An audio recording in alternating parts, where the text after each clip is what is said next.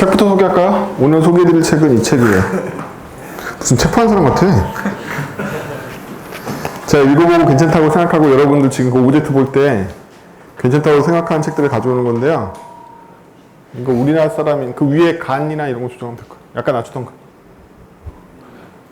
최범균 씨라고 있거든요. 범균 씨가 지은 책이에요. 그래서 이 책에서 지금 우리 오브젝트가 가르치고 있는 내용들을 훨씬 더 얇은 분량으로 잘 정리해 놓고, 사실 지금 오브젝트 읽어보시면 아시겠지만 약간 뜬구름 얘기들이 많잖아요. 실제 코드가 없고. 이 책은 굉장히 코드 실무적으로 많이 가르치는 책이에요. 그래서 제가 웬만하면 저서를 추천 안 하는 편인데 괜찮습니다, 책이.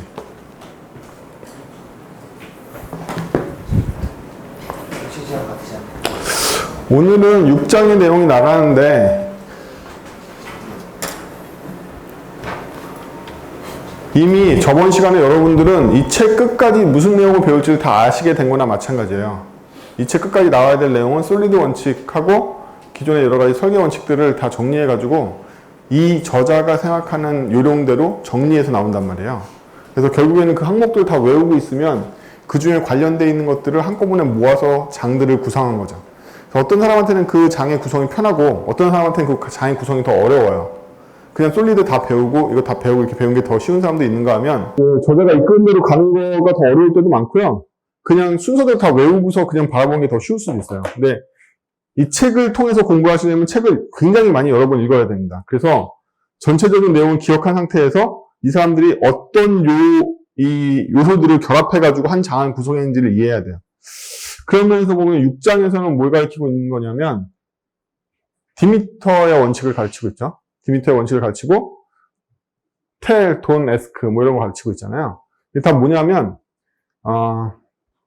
디미터의 원칙도 마찬가지고 두 번 쓰지 않는 것도 다 마찬가지인데 우리가 객체 설계할 때 왜 실패를 하느냐? 물어보기 때문에 실패한단 말이에요. 물어보기 때문에 최대한 시키려고 노력하면 디미터의 원칙도 자동으로 달성돼요. 우리가 왜 기차 폭주 사건을 일으키냐면 걔한테 물어보는 걸로 뭘 하려고 그러기 때문에 물어본 걸로 하려고 그러기 때문에 이 문제가 다 생긴단 말이에요. 내가 원하는 게 있으면 걔한테 그냥 시키면 되는 거지 걔한테 뭘 받아가지고 내가 뭘 하려고 그러는 내가 주도권을 주려고 그러는 게 문제라는 거예요. 이게 왜 문제일까요? 어떤 코드가 다른 코드를 이용하는 주도권을 자기가 쥐고 있으면 얘가 변화했을 때 얘가 필연적으로 영향을 받겠죠. 내가 예를 들면 여기에 있는 황씨 아저씨를 이용하려고 그래. 이 사람이 분명히 내가 알기로는 미혼이었어. 그래서 내가 소개팅에 보내려고 그랬는데 기혼이 돼 있어. 뭐 이런 거잖아요. 영향을 받는단 말이야. 제가 이 사람한테 뭔가 하려고 그러면 영향을 받아요. 그럼 제일 좋은 건 뭐냐면 그냥 소개팅 초대권 이 사람한테 던지는 거야. 알아서 하라고. 그럼 영향 안 받는단 말이죠. 그쵸? 그래서 내가 남을 알아서 그 사람한테 뭔가 부탁해서 그걸 가지고 내가 뭘 하려고 그러면 그쪽의 변화에 영향을 계속 받는단 말이죠. 그래서 6장에서 다루고 있는 건 걔한테 묻지 마. 걔는 계속 변해. 왜? 객체라는 건 각각의 스테이트 오브 매니지먼트를 한단 말이야. 자기 상태를 자기가 관리하고 있기 때문에 네가 알고 있던 걔가 아니야. 그 객체가 옛날에 알고 있던 걔가 아니다. 이 아저씨는 변했단 말이죠. 그런 거야. 그래서 얘한테 묻지 말고 걔한테 시켜. 그럼 걔가 해주던가 안 해주던가 걔가 알아서 할 거야. 네가 할 수 있는 일은 시키는 거다. 이런 얘기죠. 이 디미터의 원칙과 텔의 원칙은요. 헐리우드 원칙이라고 했죠. 이 텔, 돈, 에스크 이 말이 길기 때문에 디자인 패턴, 헤드퍼스트 디자인 패턴에서도 한번 나왔겠지만 헐리우드 원칙이라고 부르는 경우가 많아요. 묻지 말고 말하라고. 이 원칙들은 객체 지향의 원리라기보다는 여러분들이 수정에 강한 코드를 만들어내게 한다. 수정에 강한 코드를 만들어내게 한다.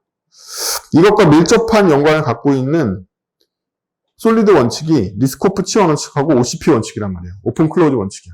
우리가 오픈 클로즈 원칙과 리스코프 원칙을 지키려면 헐리우드 원칙을 사용할 수밖에 없게 돼요. 반드시. 그 일이 어떻게 일어나는지를 말로 떠들고 책에 있는 약한 예제로는 이해가 안 되실 거예요. 그래서 여러분들이 설계를 직접 하실 때 가장 흔하게 겪게 되는 문제를 코드로 오늘 배울 거라서 굉장히 집중하셔서 강의를 들으셔야지만 코드를 끝까지 안 놓치고 갈 수 있어요. 오늘 나오는 코드의 예제는 여러분들한테 좀 친숙한 주제를 골랐기 때문에 누구나 이해할 수 있는 도메인으로 할 거거든요. 그래서 코드의 양이 뭐 많지는 않지만 그래도 굉장히 집중을 많이 하고 들어야 된다. 자, 리스코프 치아 원칙에 대해서 다시 한번 생각을 해보자. 리스코프 치아 원칙은요. 자식형을 부모형으로 안전하게 대체할 수 있다는 거죠. 그건 당연한 거잖아. 객체지향 언어라면. 상속을 지원하니까. 하지만 실제로 당연하냐 하면 그렇지 않다는 거예요. 여러분들 프로그램 만드는 과정을 다시 짚어봅시다. 어떤 구상 클래스를 만들었는데 ABC라는 메소드가 있고 또 어떤 구상 클래스를 만들었는데 ABC라는 게 있다고 생각하면 우리는 이때 공통점인 ABC를 뽑아낼 수 있다는 거죠. 그래서 이렇게 추상을 할 수가 있죠. 추상층 ABC를 만들고 얘네들은 얘네들의 구상 클래스를 만들 수 있단 말이에요. 이게 인터페이스가 됐든 추상 클래스가 됐든. 그래서 우리는 이걸 뭐라고 부르냐면 성급한 추상화라고 부릅니다. 여러분들 하신 건 대부분 성급한 추상화예요. 여러분들뿐만 아니에요. 대부분의 랭귀지 스펙에서 랭귀지 라이브러리 제공되고 있는 인터페이스조차도 맨날 고친단 말이에요. 예를 들면 C#, 이 미친놈들은 맨날 버전 바뀔 때마다 다 갈아엎어. 뭐 이런 거지. 자바는 그래도 그거에다 덮어 쓰고 딴 거 만들고 이러는데 언어학자들조차도 이거를 성급한 추상을 한단 말이에요. 왜 성급하지? 이런 애가 나오니까. 이런 애가 나오니까. 얘네들만인 줄 알았는데 이런 애가 나와. 그러면 악한 여러분들 기분이 악하잖아요. 왜? 봉급받는 입장이기 때문에 여기에 오너십을 가질 필요가 없단 말이야. 돈 받는 일이 좀 되는 게 정상이야. 여러분들 악한 게 정상이란 말이죠. 손해질 필요는 전혀 없어요. 하지만 어쨌든 악하기 때문에 이 상황이 벌어지면 즉시 이런 짓을 한단 말이야. 그쵸? 이게 바로 리스코프 치안 원칙의 위배다. 왜? 얘는 얘게 아닌데 얘인 척하고 있는 거예요. 그쵸? 이것 때문에 숨겨진 버그, 숨겨진 컨텍스트 버그가 일어나. 이거 런타임 버그도 안 일어나고 컴파일 버그도 안 일어나고 언제?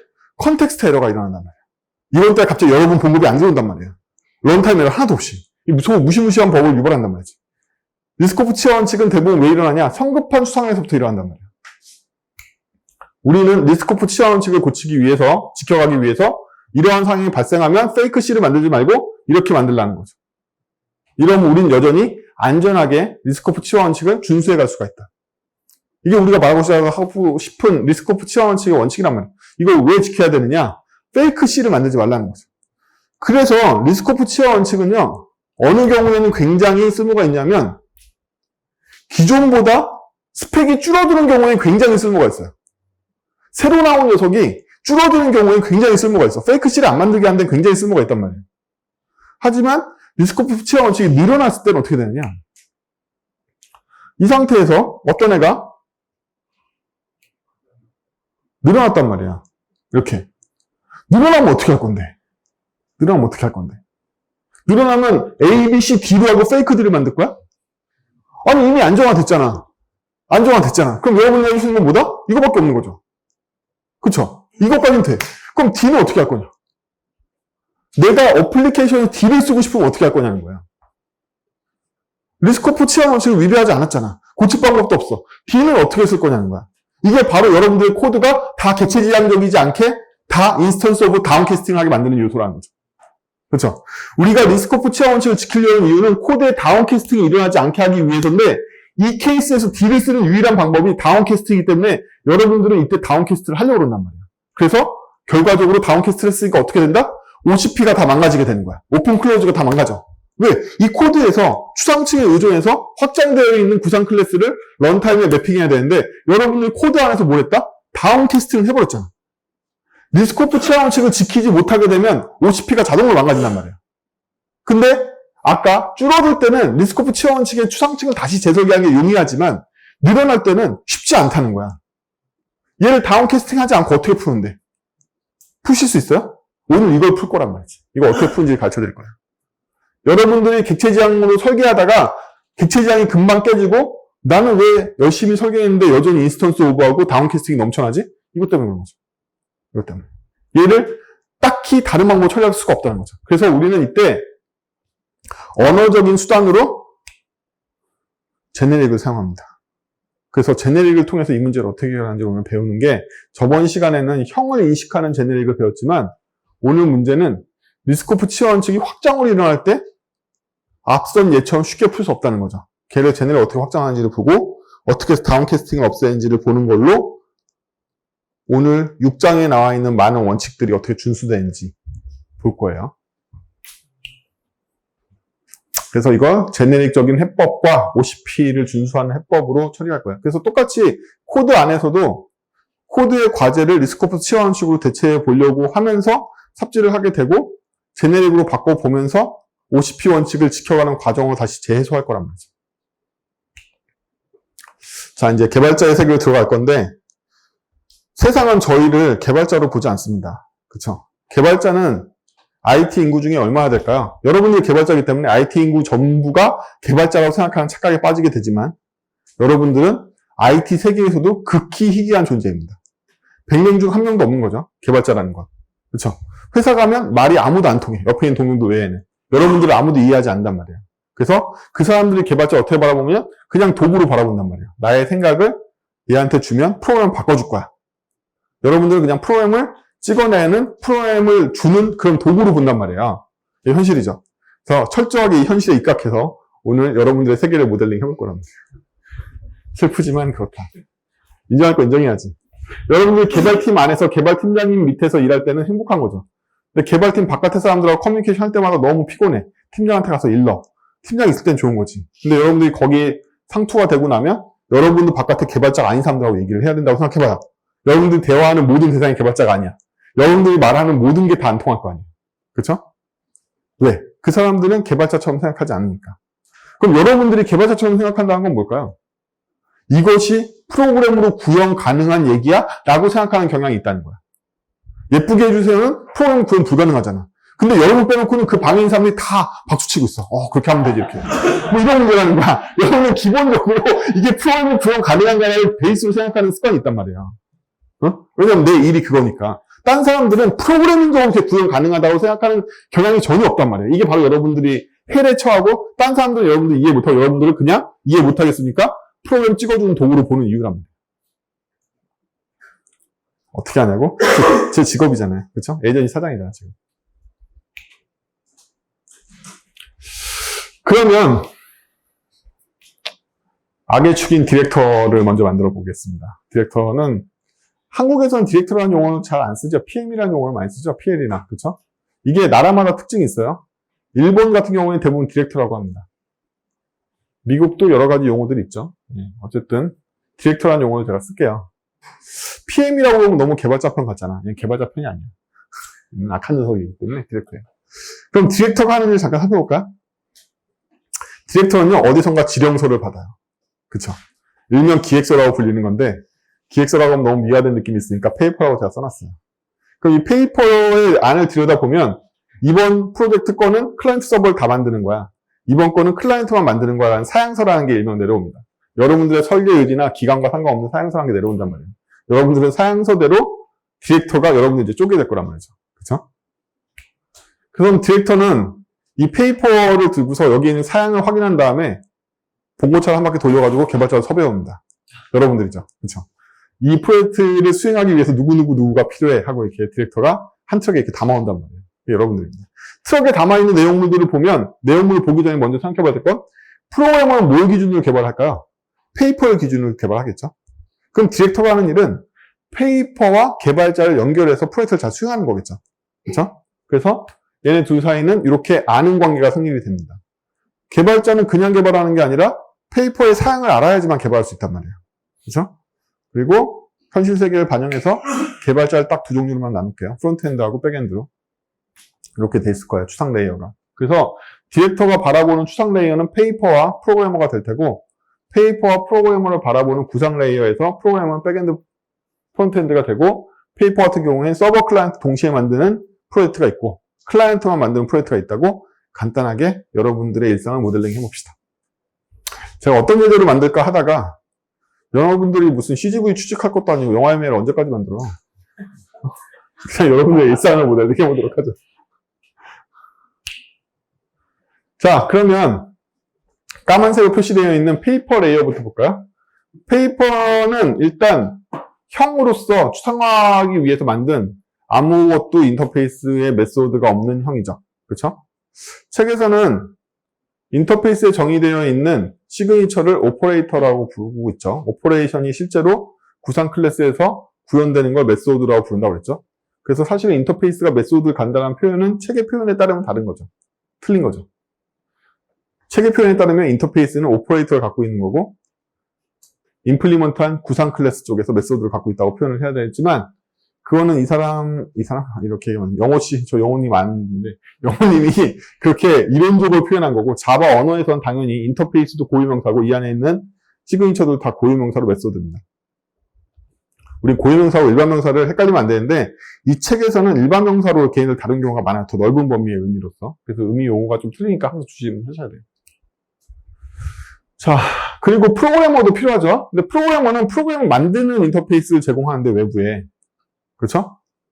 아니, PM이 여러분들을 뭐라고 보겠냐고 팀장이 와가지고 프로그램 만들어 이런단 말이야.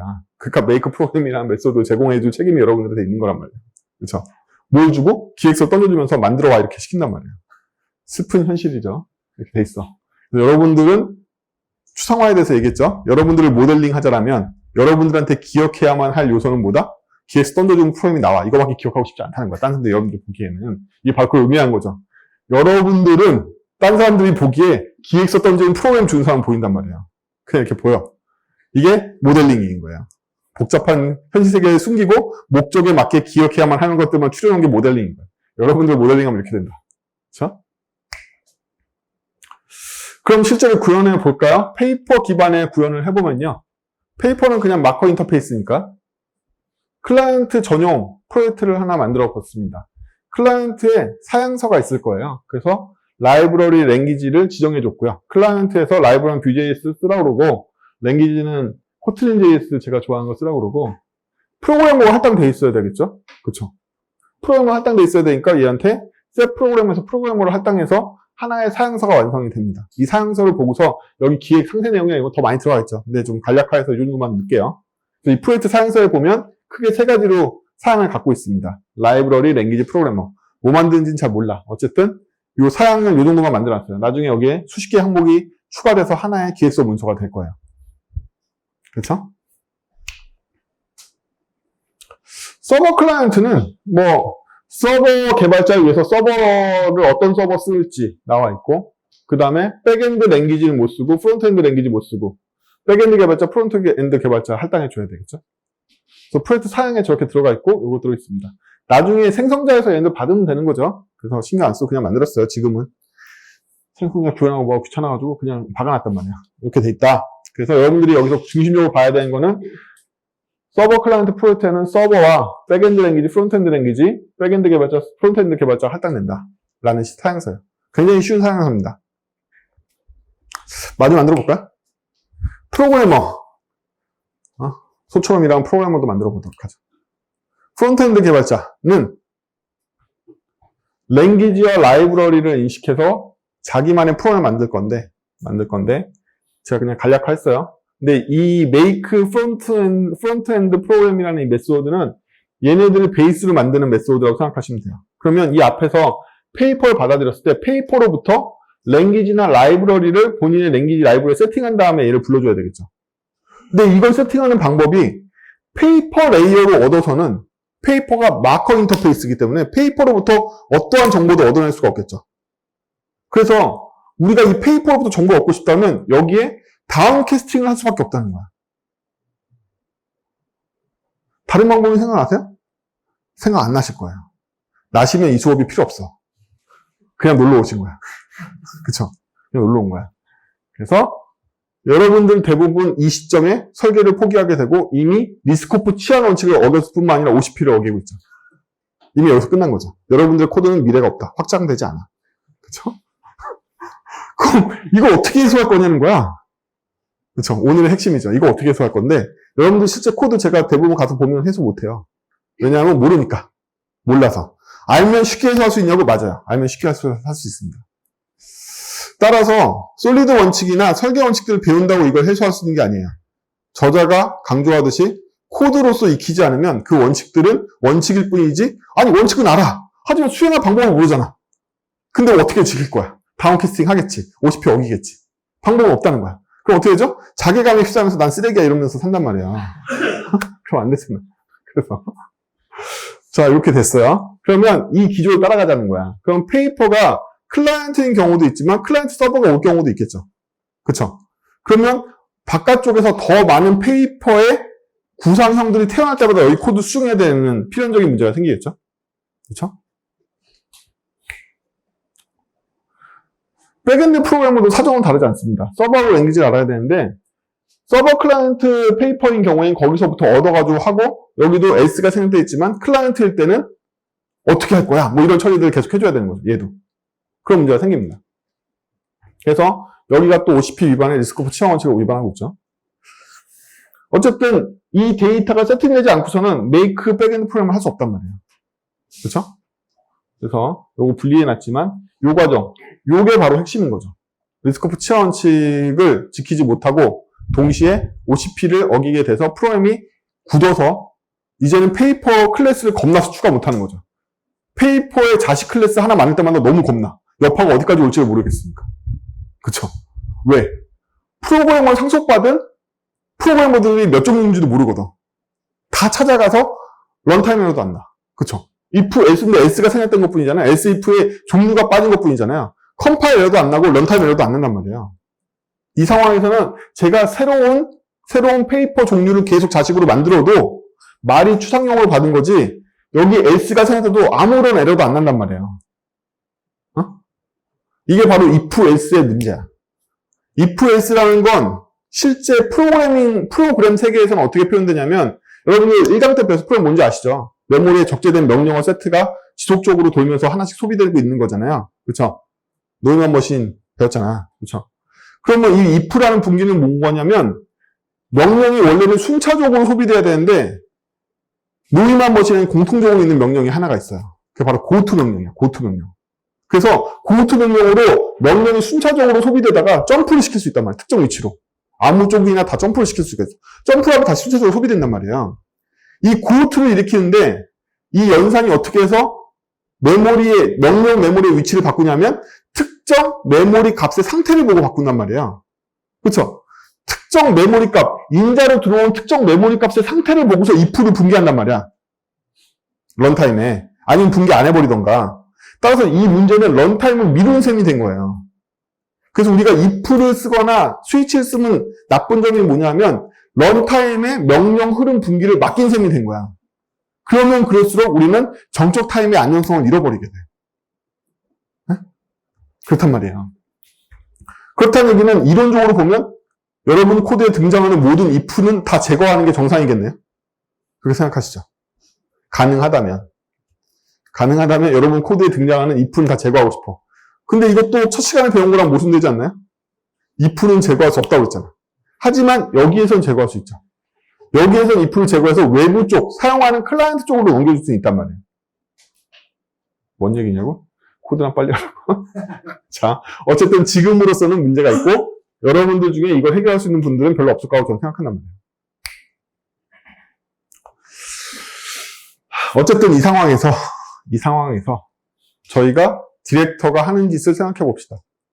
디렉터는요, 특정 프로젝트 이름에 특정 페이퍼를 소유하고 있고요. add 프로젝트를 하면 이렇게 들어가겠죠. 그 다음에 실제로 run 프로젝트는 내가 갖고 있는 프로젝트 중에서 네임으로 하나 꺼내고, 그쵸? 꺼내서 이걸 페이퍼라고 바라본단 말이에요. 근데 여기에도 마찬가지로 페이퍼의 종류를 모르기 때문에 페이퍼가 서버 클라이언트일 때, 그리고 페이퍼가 클라이언트일 때 나눠주는 거죠. 디렉터도 별 수 없다. 그러면 디렉터는 이걸 수행하는 업무를 하니까 수행하는 업무를 찬찬히 보죠. 그러면 다운 캐스팅을 또 해가지고 OCP를 어기고 프로젝트를 제가 얻어왔죠. 그럼 이건 서버 클라이언트 프로젝트일 거란 말이에요. 그러면 제가 프론트엔드 개발자를 만들고 백엔드 개발자를 만들어서 프로젝트에다가 프론트엔드 개발자 세팅해주고 백엔드 개발자 세팅하고 마지막으로 프론트엔드 개발자한테 서버 클라이언트 프로젝트를 넘기고 백엔드 개발자한테 서버 클라이언트 프로젝트를 넘겨서 프로그램을 다 받아가지고 디플로이를 때려준단 말이죠. 이게 디렉터가 하는 일이야. 클라이언트 프로젝트에서는 클라이언트 프로그램만 만들면 되고 클라이언트 프로그램만 프로젝트에 세팅해주고 프론트엔드 개발자한테 프로젝트에 대한 프로그램 받아가지고 디플로이 해주면 된단 말이죠. 안 어렵죠? 그렇죠? 이런 일을 한단 말이에요. 얘 절차가. 그럼 여기에 뭐가 숨겨져 있는 거죠? 에러가 뭐가 숨겨져 있나요? 보셨어요? 프론트엔드 개발자에게 서버 클라이언트 페이퍼를 넘겨봤자 얘는 랭귀지와 라이브러리를 세팅하지 못했기 때문에 엄한 결과가 나오겠죠.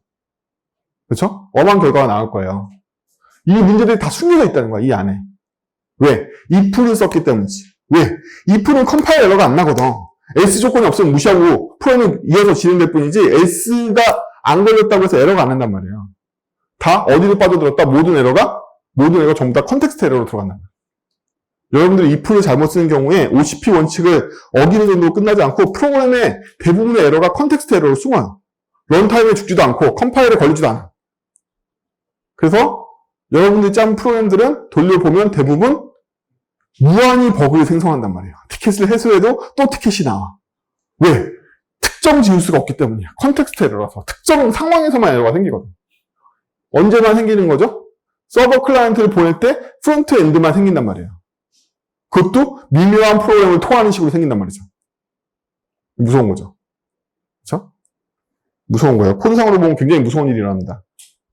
에러가 안 걸리기 때문에. 그러면 나머지들은 다 테스터들 다 모여가지고 여러 케이스 넣어보고 사람이 판별을 하는 수밖에 없어요. 코드가 하나도 에러에 안 걸리니까 사람이 판별해야 돼. 이거는 돈이 덜 들어오는 것 같아. 뭐 이렇게. 다 사람이 판별해야 돼. 계산기 옆에 두들기고 옆에 컴퓨터 있는데 계산기 두드리면서 사람이 평가할 수밖에 없는 거지. 컨텍스트 에러니까. 그렇죠? 방금 나는 그 다운 캐스팅을 할 수밖에 없었어. 난 그 문제를 못 풀겠어. 이 여파가 어디로 오냐면 다 이런 여파로 온다는 거예요.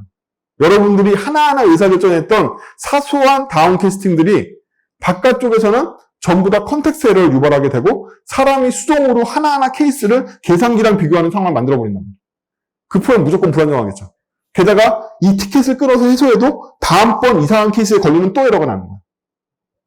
이게 전형적으로 설계를 잘 못하는 사람들이 만든 프로그램이 제가 맨날 강조하는 테스트 케이스를 100개를 만들든 1000개를 만들든 1000개를 통과했을 뿐이 1001번째 에러가 난단 말이에요. 100개를 만들면 101번째 에러가 나고 그 방법으로는 아무리 케이스를 늘려도 프로그램은 여전히 불안정하단 말이죠. 왜? if를 썼기 때문이지. if를 썼기 때문에. 왜? 다운 캐스팅을 했기 때문에. 그래서 이 코드의 사례로 보면 아시겠지만 OCP를 위배하거나 LSP를 위배하는 건 단순히 확장에 유연하지 않거나 코드가 딱딱해지는 정도의 차원이 아니라는 거예요. 엄청 심각한 버그를 일으켜서 프로그램 전체를 다 불안정하게 만들고 이게 제품일 수 없게 만들어버린다는 거죠. 믿을 수가 없는 거죠. 아니 지난 5년간 잘 됐는데 5년 하루째 에러 난단 말이야. 그렇게 난다고. 그 에러도 심지어 런타임 에러도 아니야. 다 컨텍스트 에러야. 그런 프로그램 만들어버리게 되는 거죠. 그래서 의외로 굉장히 심각한 문제를 일으켜요. 그래서 솔리드 원칙이 다 대부분 중요하긴 하지만 특별히 우리가 설계상에 신경 써야 될 건 LSP하고 OCP다. LSP, OCP를 지키려고 하면 나머지 여파의 나머지 세 개가 자동으로 지켜져요. 그렇죠? 근데 계속 이 주제는 뭐냐면 LSP를 굉장히 지키기가 어렵다. LSP를 지키기가 너무 어려워. 심지어 아까 페이퍼는 마커 인터페이스로서 안에 규약을 갖고 있는 게 하나도 없죠. 막힌만 하고 있죠. 그럼 얘를 구성한 클래스는 전부 다 아까 A, B, C, D, D만 쫙 있는 거잖아요. 이해가 되세요? 제가 처음에 LSP 그릴 때 A, B, C에서 A, B가 되는 거는 LSP로 처리하기가 편한데 A, B, C에서 D가 들어가는 D를 인식하기가 어렵다고 그랬는데 심지어 지금 페이퍼는 마커 인터페이스니까 클라이언트나 서버 클라이언트의 내용 전체가 전부 다 D에 해당되는 놈이란 말이에요. 그렇죠? LSP가 안 통한다고. 여러분 방금 그거 봤을 때 다운 캐스팅을 막을 방법이 마땅히 없었잖아요. 왜? 클라이언트 페이퍼에는 속성을 얻어내야 되니까. 그렇죠? 그 D의 문제란 말이야. D의 문제.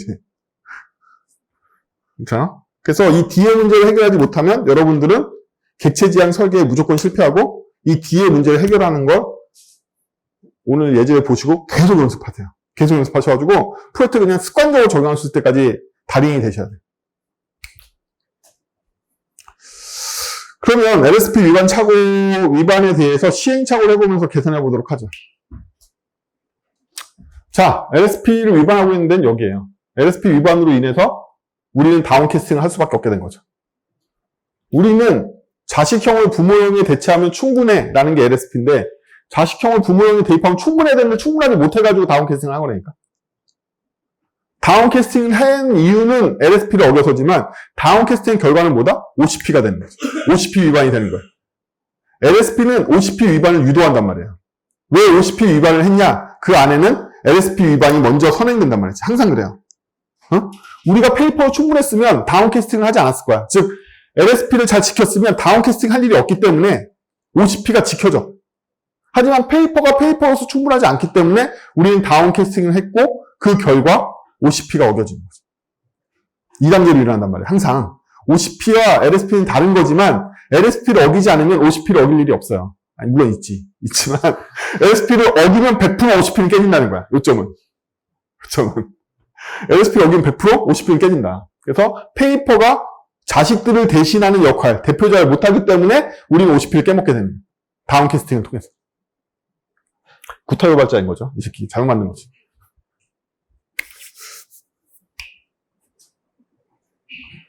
그러면 이런 경우 D의 문제, 이제부터 그냥 제가 LSP D의 문제라고 할게요. 여러분 D로 가셨으니까.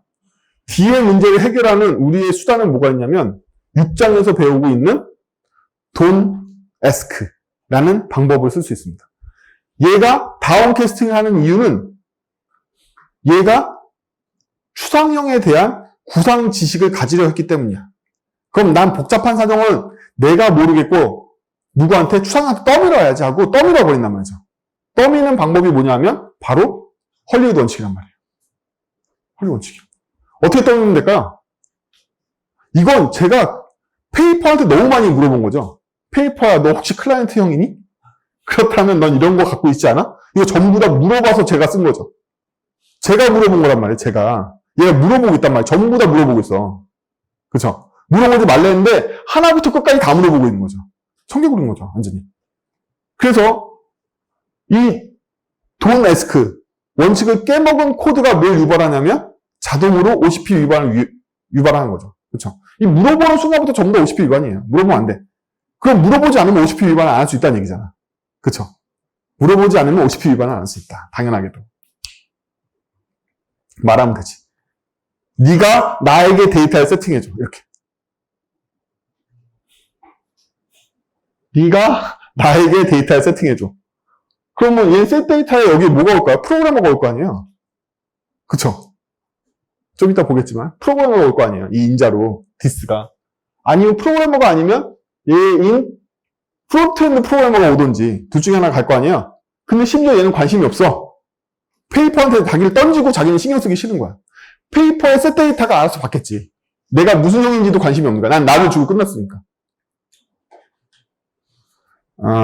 대부분의 언어는요, 시그니처에서 인자를 받아들이는 형을 지정하시면요, 그 형이, 공변형이란 말이야. 즉, 이쪽에 셋 데이터의 시그니처에 여러분들이 프로그래머라고 정하면 여기에 프론트엔드 프로그래머도 들어갈 수 있고 백엔드 프로그래머도 들어갈 수 있잖아요. 그렇다는 얘기는 형의 하위형은 다 들어올 수 있다는 얘기잖아.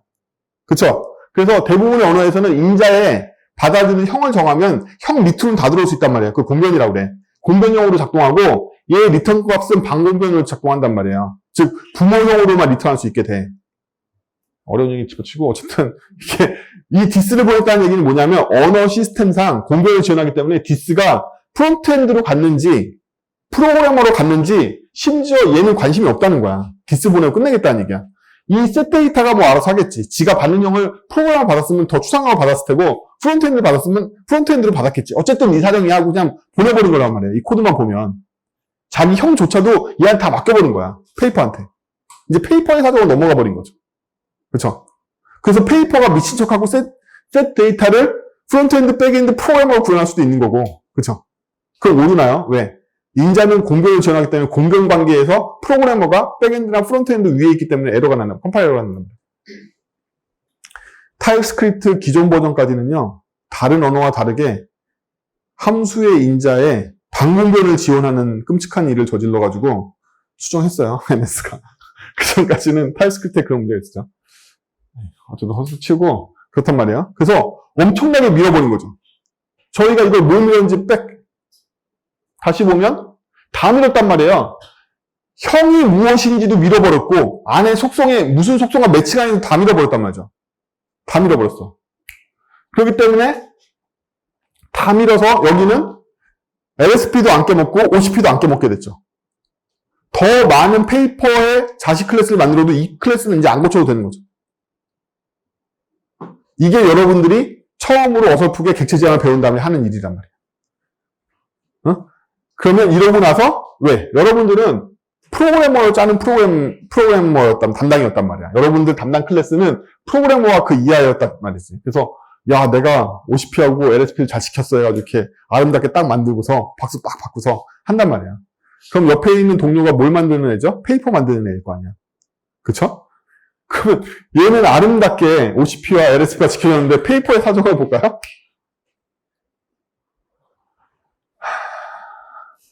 일단 이거 나중에 나올 거에 대한 힌트인데 페이퍼로 가기 전에 이 구조를 보면요. 이 구조는 메이크 백엔드 프로그램은 이 백엔드 클래스만의 특징이죠. 그쵸? 하지만 페이퍼를 이용해서 셋 데이터를 거는 거는 프론트엔드 개발자랑 백엔드 개발자랑 똑같은 일을 할 거란 말이에요. 여러분들은 이걸 발견하면 방금 전까지는 인터페이스였던 프로그래머를 추상 클래스로 업그레이드해서 뭘로? 템플릿 메소드 바꾸고 훅으로 바꿔줄 필요가 있단 말이죠. 이 코드가 반복되는 걸 막기 위해서, 드라이의 원칙에 의해서. 왜 우리가 템플릿 메소드를 많이 쓰게 되고 처음에 인터페이스로 시작했다가 중간에 추상 클래스로 바뀌느냐? 드라이 원칙 때문에 그런 거야. 드라이 원칙에 따르면 이 코드가 반복된단 말이지. 어디에서? 프론트엔드 개발자와 백엔드 개발자가 둘 다 반복한단 말이야, 이 코드를. 따라서 그 코드의 반복을 제거하려면 추상 클래스로 바꿔줘서 코드는 여기에서만 들어가고 각각 구상 클래스마다 고유한 코드인 여기만 만들도록 바꿔줘야 된단 말이죠. 그렇죠? 그래서 여러분 드라이 원칙을 잘 지키게 되면 객체 지향 설계를 잘했을 때 나중에 추상 클래스로 변경된 경우가 굉장히 많아요. 훅으로 바뀌어가지고. 제가 말씀드렸듯이 템플릿 메소드 패턴은 특이할 때 쓰는 게 아니에요. 객체 지향에서 중복이 발견되면 엄청 많이 쓰인단 말이에요. 왜? 인터페이스로 설계했다가 중복을 발견해서 템플릿 메소드 바뀌는 경우가 대부분이란 말이죠. 반복듯이 쓰는 거야. 그랬다가 아닌 것 같아. 어떤 프로그램은 꼭 페이퍼 셋 데이터를 꼭 하는 게 아닌 것 같아. 그럼 다시 일로 오겠죠. 그냥 반복듯이 일어난단 말이에요, 이 일이. 이게 중복이라고 판단하면 훅으로 바꾸고 중복이 아니라고 판단하면 다시 인터페이스로 올라온단 말이죠. 그렇죠? 드라이 원칙도 무서운 거기 때문에 드라이 원칙도 지켜야 돼서 발견했으면 저렇게 바꿔줘야 돼요. 그건 둘째 치고 다 여러분들의 세계인 거고 이제 우리 동료 B군인 페이퍼의 세계로 이제 갈 거예요. 우리는 이제 평화로워졌어. LSP, OCP 완전 평화로워. 가죠. 페이퍼로. 페이퍼는요. 방금 추상 레이어 수준에서 셋 데이터를 하는 이상, 즉 아무 놈이나 페이퍼에 있는 셋 데이터를 부르는 이상 프론트엔드 개발자도 셋 데이터를 부를 것이고 백엔드 개발자도 셋 데이터를 부를 거잖아요. 페이퍼에. 그럼 얘는 어쩔 수 없이 추상형을 받을 수밖에 없는 거죠. 그쵸? 추상형으로밖에 받을 수 없잖아요. 얘는. 안 그러면 프론트엔드 개발자를 받으면 백엔드 개발자는 여기다 데이터를 의뢰하지 못할 테고 백엔드로 받으면 프론트엔드 개발자가 여기다 자기 데이터 세팅해달라고 의뢰를 못할 테니까 얘는 추상형 프로그램을 한다. 근데 프로그래머도 거의 메이크 프로그램 빼놓고는 아무것도 없는 D 시리즈인 녀석인 거죠. 그쵸? 프로그래머도 그 인터페이스가 해주는 일이 거의 없단 말이에요. 백엔드 개발자 코드는 대부분 D고 프론트엔드 개발자 코드는 대부분 D야. ABC에 해당되는 되게 조금밖에 없단 말이죠. 이게 정상이에요, 여러분들. 왜? 여러분들이 구상 클래스를 만드는 이유는 굉장히 다른 클래스들을 만드는 게 대부분이란 말이에요. 비슷한 클래스인데 조금 차이 나거나 어디가 부족한 클래스를 만든 경우가 거의 없어요. 대부분은 공통점이 되게 조그맣고 다른 점이 이만큼 있는 다른 객체 분끼리 통신하려고 그러니까 여러분 다 다운 케이스를 하게 되는 거예요. 그래서 아까 같은 이유로 페이퍼에도 그런 일이 일어났기 때문에 마커 인터페이스라서 어쩔 수 없이 누가 프로그래머 쪽에서 OCP를 지키려고 전부 다 밀어버렸단 말이에요. 페이퍼 쪽으로. 페이퍼한테 밀면 페이퍼만 별 수 있나? 페이퍼라고 별 수 없어요. 페이퍼가 무슨 수가 있어? 욕하는 거죠. B가 씨발 하면서 내 코드가 예뻤었는데 저기 죽이려고 하는 거죠. 그쵸? 즉 잠깐 우리가 OCP하고 LSP를 해소한 것 같지만 한쪽 클래스 입장에서 걔를 밀어봤자 다시 페이퍼를 밀어줬을 뿐이다. 어디 안 갔다는 거야. 그래서 이번에는 페이퍼가 아까 프로그래머가 일으켰던 모든 콘텍스트를 다 일으킬 것이다. 이때쯤 여러분들은 설계를 포기합니다. 제 경험상 그래요. 여러분들은 핑퐁을 첫 번째 치고서 이게 막 첫날과 지옥으로 가는데 첫날은 막 끙거리다가 공부하고 와가지고 프로그래머를 개선해. 그래서 예쁘게 돼. 막 기분이 좋아. 다음날 다시 페이퍼 쪽을 이거 짜보니까 똑같아. 좌절해. 이걸 두 번 반복하고 왔다 갔다 핑퐁 쳐도 어떻게도 안 되니까 여기서 포기해. 그냥 다음 퀘스트로 가자. 이렇게 결론 낸단 말이에요. 그러면서 이제 합리화를 하는 거잖아요. 아, 페이퍼의 종류는 절대 3개래. 뭐 이러면서. 그렇잖아. 프로그램의 종류는 절대 4개야. 뭐 이러면서 합의를 본단 말이에요. 다음날 기획자 와가지고, 케이스 5번째 생겼네. 이런단 말이지, 바로. 그러면 이제 다 헬 나고 싸우고 이렇게 된 거잖아요. 여러분들 일상이란 말이에요. 다 이거. 이걸 해소하지 못해서 그런 거예요. 이게 가장 강타의 원어에서 많이 등장하는 문제입니다. 이유는 LSP는 효과적으로 적용하기에는 늘어나는 애들한테 효과적으로 적용할 수 없어서 그 해소 방법을 모르면 무조건 다운캐스팅이 일어나게 된다는 거예요. 안 그러고서 프론트엔드 개발자로 얘를 다운캐스팅하지 않고 얘한테 이런 메소드가 있는지 알아서 꽂아줄 방법이 있으신가요? 없잖아. 없죠. 없어요. 그래서 객체 지향 원칙을 아무리 잘 지켜서 설계를 예쁘게 했다고 하고 추상 레이어를 보면 이렇게 예뻐. 추상층끼리 대화하고 구상 클래스는 완전히 격리해서 서로를 모르게 돼 있어. 해도 소용없다. 코드를 짜보면 다운캐스팅을 하게 돼 있어. 왜? 추상층이 포함할 수 있는 내용은 적은 게 일반적이기 때문에. 이게 진짜 실무에서의 설계 문제인 거예요. 책에서 나오는 설계가 약간 동떨어져 있는 이유는 뭐냐면 추상층이 풀 커버를 하는 예제밖에 안 나왔어. 디스카운트 팔러시하고 디스카운트 컨디션을 볼까요? 디스카운트 컨디션에 정의되어 있는 메소드만 누가 갖고 있다? 구상 클래스가 그 메소드밖에 안 갖고 있어. 그쵸? 인터페이스에서 A 정의했는데 A밖에 없는 거야, 구상 클래스에. 이런 경우가 어딨냐고. 실제로는 구상 클래스에 A 말고 메소드 200개씩 있잖아요. 여러분 짠 거 보면. 그러면 나머지 199개의 메소드가 필요한데 다음 캐스트를 어떻게 안 할 거냐는 거야. 이 책에 나와 있는 원칙으로 그 예제로는 절대로 해결 불가능한 거죠. 심지어 얘가 대화하면 얘도 200개야. 얘네들의 메소드 하나짜리 인터페이스를 인식해서 뭐 할 거냐고. 그렇죠? 그리고 아까 서버 클라이언트 구상 클래스 두 개 쌍을 보셨겠지만 공통점을 찾을 수가 있나요? 못 찾아. 너무 다르게 생겼다는 거지. 우리가 알 수 있는 건 뭐다? 형으로서의 공통점밖에 없는 거죠.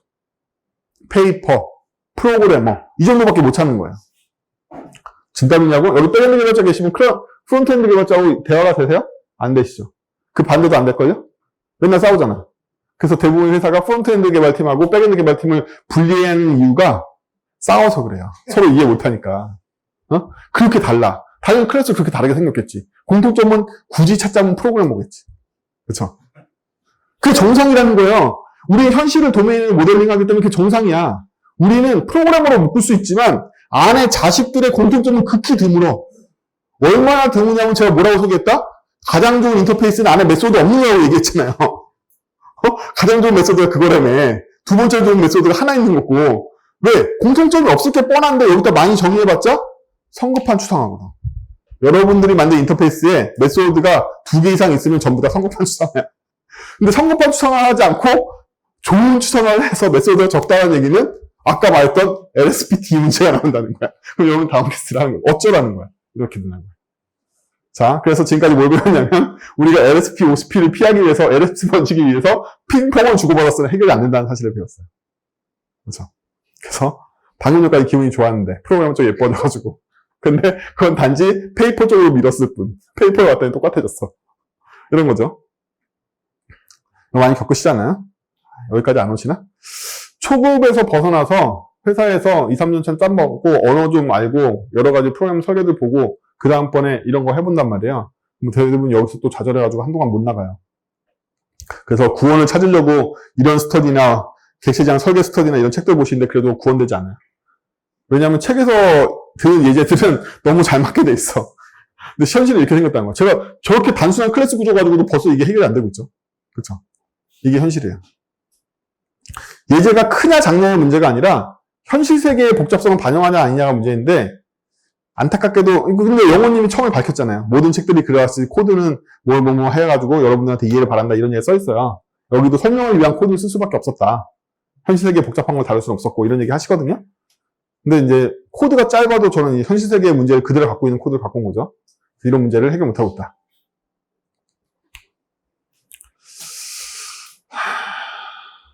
서버 클라이언트도 똑같이 해결 더 못해요. 얘는 더 심각한 문제가 일어나죠. 어떤 문제가 일어나냐면 서버 클라이언트는 프로그램이 들어올 때 2개가 들어오는 거에 따라서 다르게 반응해야 되는 문제까지 일어나고 있죠. 그렇죠?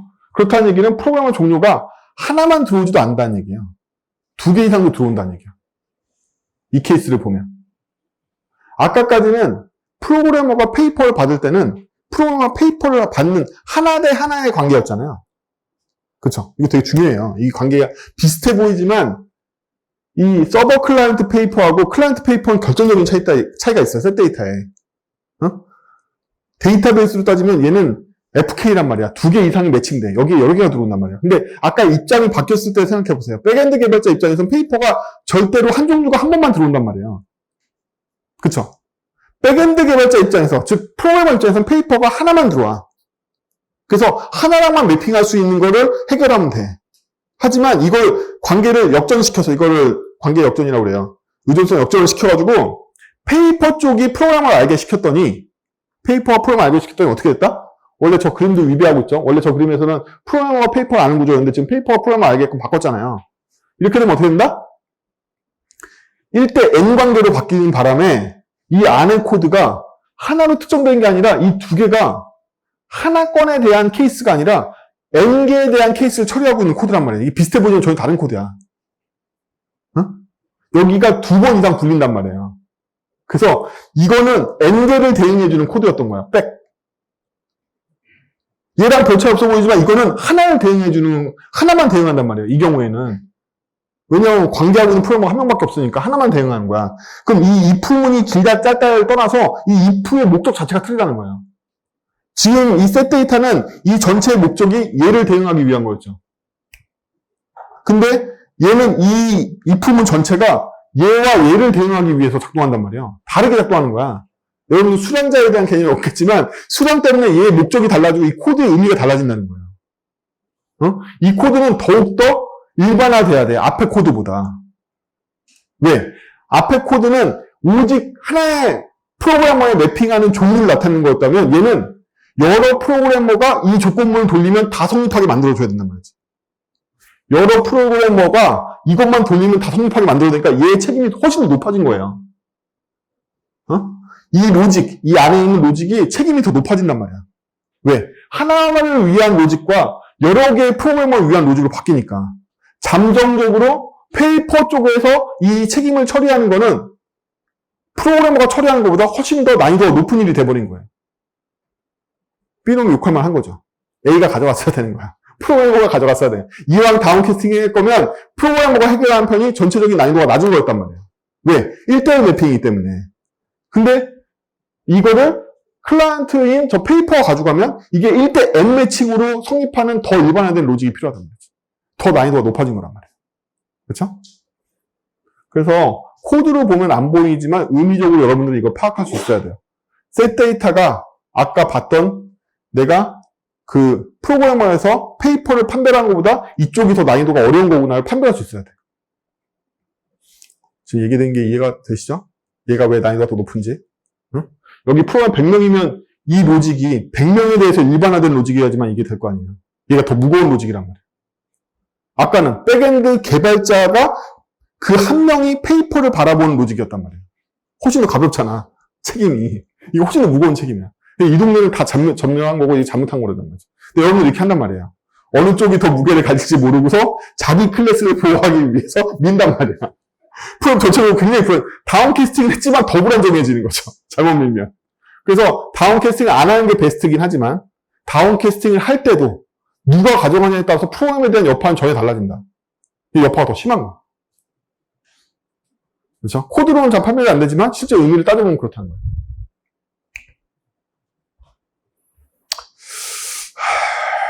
클라이언트 프로그램도 마찬가지로 setData를 받아서 프론트엔드일 때 처리했죠. 그렇죠? 얘는 뭘 강조하고 있다? 백엔드 개발자인 경우는 아예 처리도 안 하고 있네요. 여러분들 로직을 이렇게 짜기가 굉장히 쉬워요. 그래서 if 짜지 말라는 거예요. 왜냐하면 우리는 모든 케이스를 이해할 수 없기 때문에 이 안에서 코드를 짜시면 항상 어떤 일이 일어나냐면 이 관점을 반영하게 돼요. 이 관점을 반영해서 이 로직을 짜게 돼 있다니까, 사람이라는 거. 그렇기 때문에 이 관점에서 필요 없다고 생각하면 여기 로직을 안 짜도 된다고 생각한단 말이에요. 그래서 대부분 이 관점 내에서 if 짜시는 대부분의 코드는 다 문제를 일으켜요. 사람 머리가 이렇게 돌아가니까. 이 코드를 짤 때 컨텍스트가 여기로 맞춰져 있게 된단 말이죠. 그래서 자바를 비롯해서 모든 랭귀지들은 대부분 함수의 위치에 따라서 메소드나 컨텍스트가 변하게 하는 문법을 사용해요. 여러분들 이 setData를 밖에서 부르면 무조건 인스턴스의 디스랑 매칭될 거라고 생각하시죠? 그쵸? 일반적인 함수가 아니라 얘는 함수랑 모양은 똑같지만 얘는 절대로 내가 만든 인스턴스 디스를 이 안에 품고서 이 메소드가 호출될 거라고 믿고 계시잖아요. 함수의 선언을 보면서 함수의 선언과 똑같은데 왜 이렇게 믿고 있지? 위치가 이 안에 있기 때문이야. 그쵸? 모던 프로그래밍 대부분은 자바 이후에 특정 위치에 함수를 넣음으로써 함수의 의미가 달라지도록 하는 방법을 쓴단 말이에요. 문법상. 이 문법의 구조 때문에 여러분들은 뭐에 함정에 빠지냐면 메소드를 짤 때 보다 일반적인 상황을 가정하지 않고 얘를 감싸고 있는 이 컨텍스트에 맞게 짜려는 이 머리 구조로 자꾸 바뀐단 말이에요. 문법을 강제하고 있어가지고. 응? C++만 짜도 C++은 다 클래스 콜론 해가지고 메소드 붙여서 파일마다 다 나눠줄 수 있잖아요. 이러면 보다 시각이 일반적인 컨텍스트로 프로그램을 짜려는 시각으로 바뀌어요. 진짜로 해보시면. 어? 근데 얘네들 문법상 이 안에 가두기 때문에 이 로직을 짤 때 자꾸 이 컨텍스트에서 짜려고 그런단 말이지. 근데 얘는 외부와 통신을 했기 때문에 이 메시지로 넘어온 객체의 영향을 받는 이상은 이 안의 컨텍스트는 어느 쪽? 클라이언트가 이거 호출할 때의 컨텍스트를 파악해야지만 이 모든 경우의 수의 코드를 짤 수 있단 말이에요. 이 언어의 문법이 이거 여러분들이 이 실수를 무조건 유도한단 말이죠. 내가 이거 짤 때 셋 데이터를 부르는 쪽 코드의 경우의 수를 산정하는 게 아니라 얘 입장에서 이걸 짜게 된다니까요. 언어 문법을 이렇게 유도를 해. 응? C++ 같은 경우가 훨씬 나을 수도 있어요. C++ 그냥 메소드 하나마다 파일 하나씩 떨어뜨려도 되거든요. 걔는 클라이언트의 셋 데이터를 만들어야지 하고 얘를 안 보여주고 그것만 딱 짜게 해준단 말이에요. 이게 더 나을 수도 있어. 이러면 얘를 부르는 쪽도 생각해보고 얘를 쓰는 쪽도 생각해볼 게 많단 말이죠. 사실 메소드의 존재 이유는 뭐다? 클라이언트가 사용하기 위해서지 본인이 만족하려고 만든 게 아니잖아요. 무조건 남한테 서비스를 해주기 위해서 만든 거죠. 모든 클래스와 인스턴스 다 서버란 말이에요. 클라이언트가 이 서비스를 받음으로써 의미가 있는 거기 때문에 이 안에 로직도 당연히 클라이언트를 바라봐야 되는 건데 클라이언트가 나한테 주는 힌트가 이거고. 그렇다는 얘기는 여러분들 이 코드를 짤 때 상상해야 되는 건 뭐냐면 클라이언트가 얘를 대체 어떻게 쓰는 거야? 어떤 경우에 쓰는데 모든 경우에 쓰는 클라이언트 쪽에서 상정해야 된단 말이에요. 근데 실제 코드를 짤 때 여러분들의 머리의 구조는 어디로? 형태가 이 안에 내어져 있기 때문에 얘를 기준으로 얘를 짜려고 그런단 말이에요. 그래서 굉장히 위험한 코드가 대부분 나오고 OCP나 LSP를 어기면 코드 대부분이 결하는 경우가 굉장히 많아요. 왜냐하면 클라이언트는 현재 눈에 안 보이잖아. 여러분 눈에 안 보이고 있단 말이에요. 클라이언트의 경우의 수 당연히 파악이 안 되겠죠. 그럼 내가 파악할 수 있는 이것만 가지고 이걸 짜는 습성이 생긴단 말이에요. 습성이 파악이 되게 나쁜 것 같은데 그렇게 돼요. 그래서 이렇게 가둬지는 문법 체계를 갖고 있는 대부분의 클래스형 언어들은 약간 그걸 유도한단 말이에요. 여러분들 항상 조심하셔야 돼요.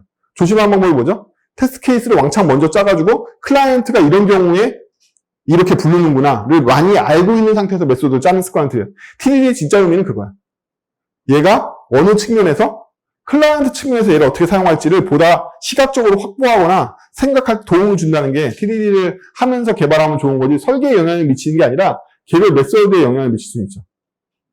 이 로직이 여러분 이게 if가 하나 있어야 돼, else if가 몇 개까지 있어야 돼?는 바깥쪽에서 얘를 어떻게 부르냐에 달려 있는 거죠. 근데 바깥쪽에서 얘가 만약에 절대적으로 클라이언트 프로그램을 사용하는 PM은 절대적으로 프론트엔드 개발자밖에 안 보내 라는 상황이 바깥쪽에 확립되어 있다면 이 코드는 틀린 게 아니죠. 그쵸? 단지 얘는 모른다는 거야. 얘는 모른다는 거야. 자, 그래서 클라이언트 페이퍼도 만들어 보니까 OCP, LSP를 훌륭하게 어기고 있습니다. 그래서 이걸 해소해야 되겠죠. 자, 우리가 여기까지 배운 교훈은 뭐다?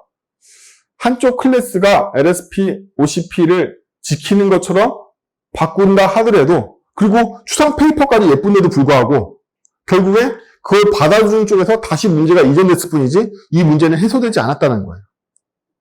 근본적으로. 그렇죠? 그러면 우리는 여기서 제네릭을 사용합니다.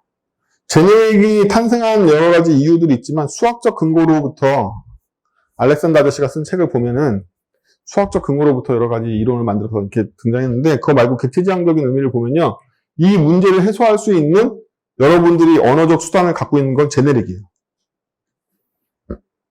한 번도 그렇게 생각 안 해보시겠지만 제네릭이라는 건 추상형을 유지하면서 구상형을 클라이언트가 결정해주게 하는 로직이에요. 근데 if문과의 차이점은 뭐죠? 형으로 결정돼. 그 얘기는 뭐냐면 제네릭을 사용하면 여러분 코드 안에 있는 if instance of를 제거할 수 있다는 얘기예요. 따라서 내가 제네릭을 사용해야 된다고 판단하는 건 기계적으로 판단하셔도 돼요. 어떻게? 내 코드에 인스턴스 오브가 있는가? 이건 제네릭을 풀어야 되는구나. 라고 보시면 된다는 거예요. 쉽죠? 제네릭 언제 쓰냐? 어렵게 생각하지 마. 내 코드에 인스턴스 오브가 있으면 제네릭을 쓸 때구나라고 생각하시면 돼요. 그럼 우리는 이 문제를 어디로 옮길 수 있다? 런타임이나 컨텍스트 에러로부터 어디로? 컴파일 타임으로 옮길 수가 있다. 형 체크는 컴파일 타임이 하니까. 그래서 런타임에 인스턴스 오브가 발견되면 제네릭으로 옮김으로써 우리는 무조건 컴파일 타임으로 문제를 옮길 수 있고 컴파일 형 안정성으로 풀기 때문에 형으로 다 풀린단 말이에요. 우리가 쓸 수 있는 수단은 형밖에 없다고 그랬잖아요. 그렇죠? 자, 인스턴스 오브가 코드에서 발견되면 제네릭이구나 이렇게 생각하시면 돼요. 제네릭 지원하는 언어는 고루틴, 고 같은 거 쓰시면 좋을 것 같죠? 고에서는 다른 방법으로 해결을 하는데 어쨌든 딴 얘기 하지 말고. 자, 그러면 얘가 이 인스턴스 오브의 뜻을 자세히 보면요. 다운캐스팅을 하고 싶은 건데 얘 다운캐스팅이 t가 되는 거고요. 얘의 추상형이 익스텐드가 되는 거죠. 그냥 뭐 래핑이죠. 생각할 것도 없죠. 우리는 t형이 바로 프론트엔드에 해당되는 녀석일 거고 익스텐드가 되는 게 얘의 추상형일 거란 말이에요. 우리는 이 문법을 인폴 뭐죠? OCP 위반이죠. 다운캐스팅 했으니까. 그쵸? 다시 뭘로 바꿨다? 업캐스팅으로 바꿨잖아요. 문법상. 다운캐스팅을 업캐스팅으로 바꾼 거야. 문법만 봐도 알 수 있잖아요. 여긴 다운캐스팅이고 저긴 업캐스팅이잖아. 어? T형을 규정할 때 업캐스팅을 이용해서 규정했잖아요. 어? 상위 바운드라고 어퍼 바운드라고 부른 건데 어퍼 바운드를 이용해서 규정했잖아. 그쵸? 여기는 로어 바운드, 이 바닥에 있는 바운스 바운드를 이용해서 정의하고 있단 말이에요. 그렇죠? 여긴 다운캐스팅의 바닥을 이용해서 정의하려고 그러고 저기는 위쪽에 있는 바운드를 이용하려고 한단 말이죠. 바운더리를 이용하려고 한단 말이에요. 그렇죠? 그래서 문법으로만 봐도 벌써 제네릭을 고치는 순간 우리는 LSP하고 OCP를 회복했다는 걸 알 수가 있어요. 이 문법이 일으키는 거잖아요. 그렇죠? 그렇죠? 동일 아니죠. 자, 그러면은 클라이언트 코드를 잠깐 수정해볼까요? 우리가 페이퍼에 T형을 받았다고 생각을 해보죠. T형을. 그쵸? 추상 클래스 레벨에서 T형을 받았다라면 우리가 구상 클래스인 클라이언트를 만들 때 페이퍼에 프론트엔드 형을 넘길 수가 있을 거예요.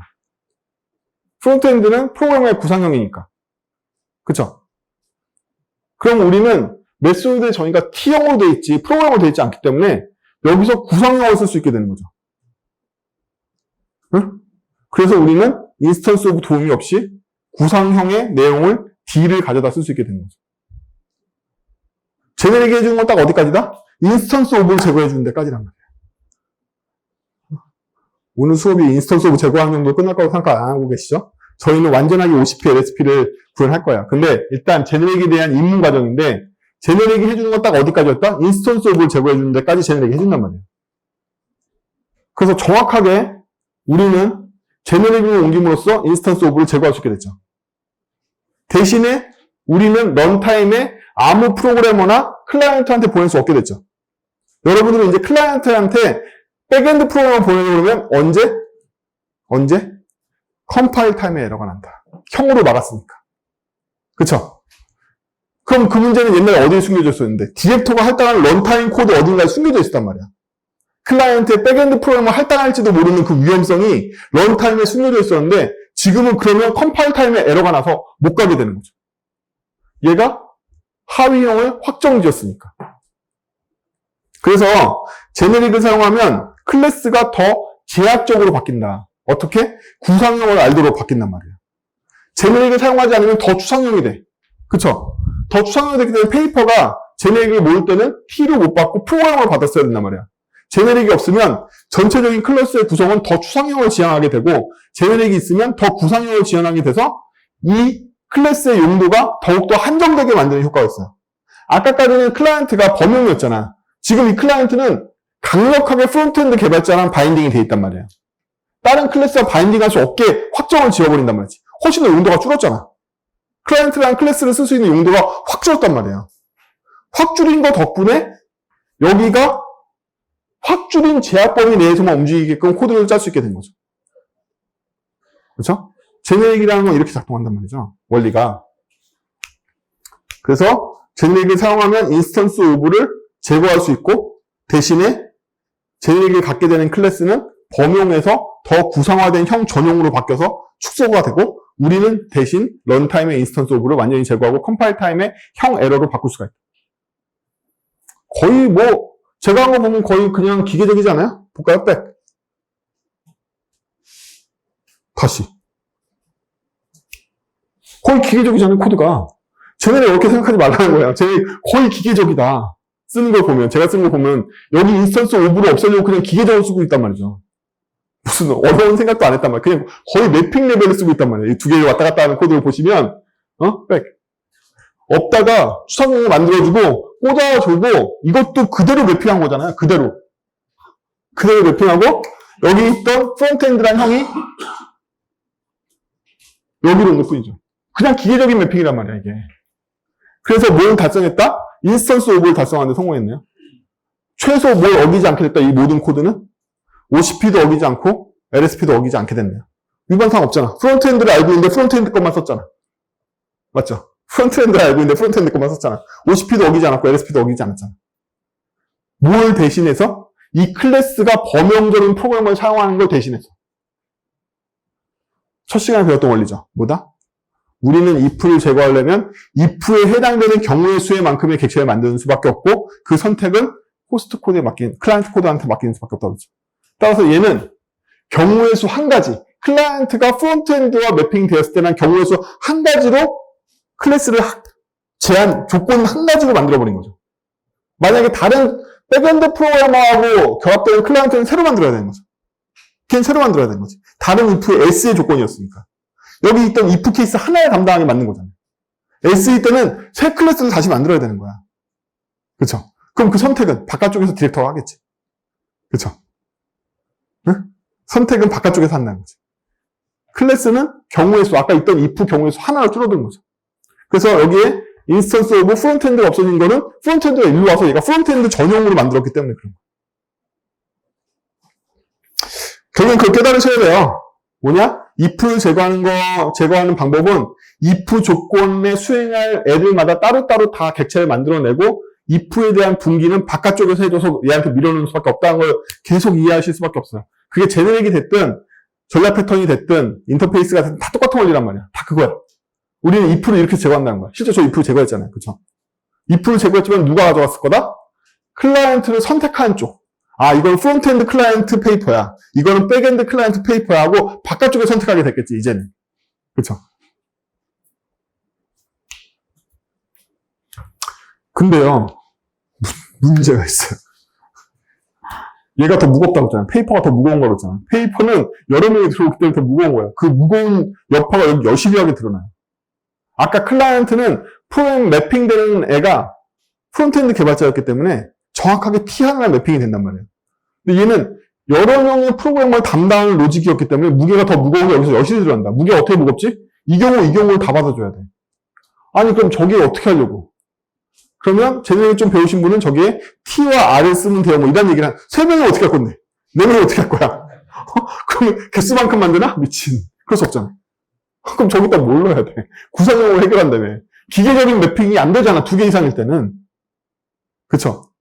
아니, 이 2개라고는 확신하실 수 있어요? 3개라고 어떻게 할 건데? 우리 백엔드 개발자 2명 빨려 들어가. 이러면 어떻게 할 거야? 그럼 다 3개 내려고? 형 바꾸면 컴파일 여기서부터 전부 다 고쳐야 된단 말이죠. 모든 게 다 고쳐지죠. 무게가 무거워.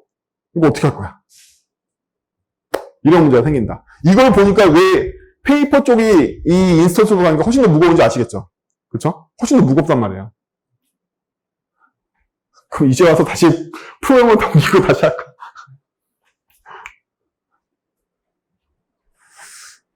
그래서 우리는 LSP를 해결하기 위한 발버둥과 제네릭을 결합해봤으나 신통치 않아서 제네릭을 OCP와 결합하기로 했어요.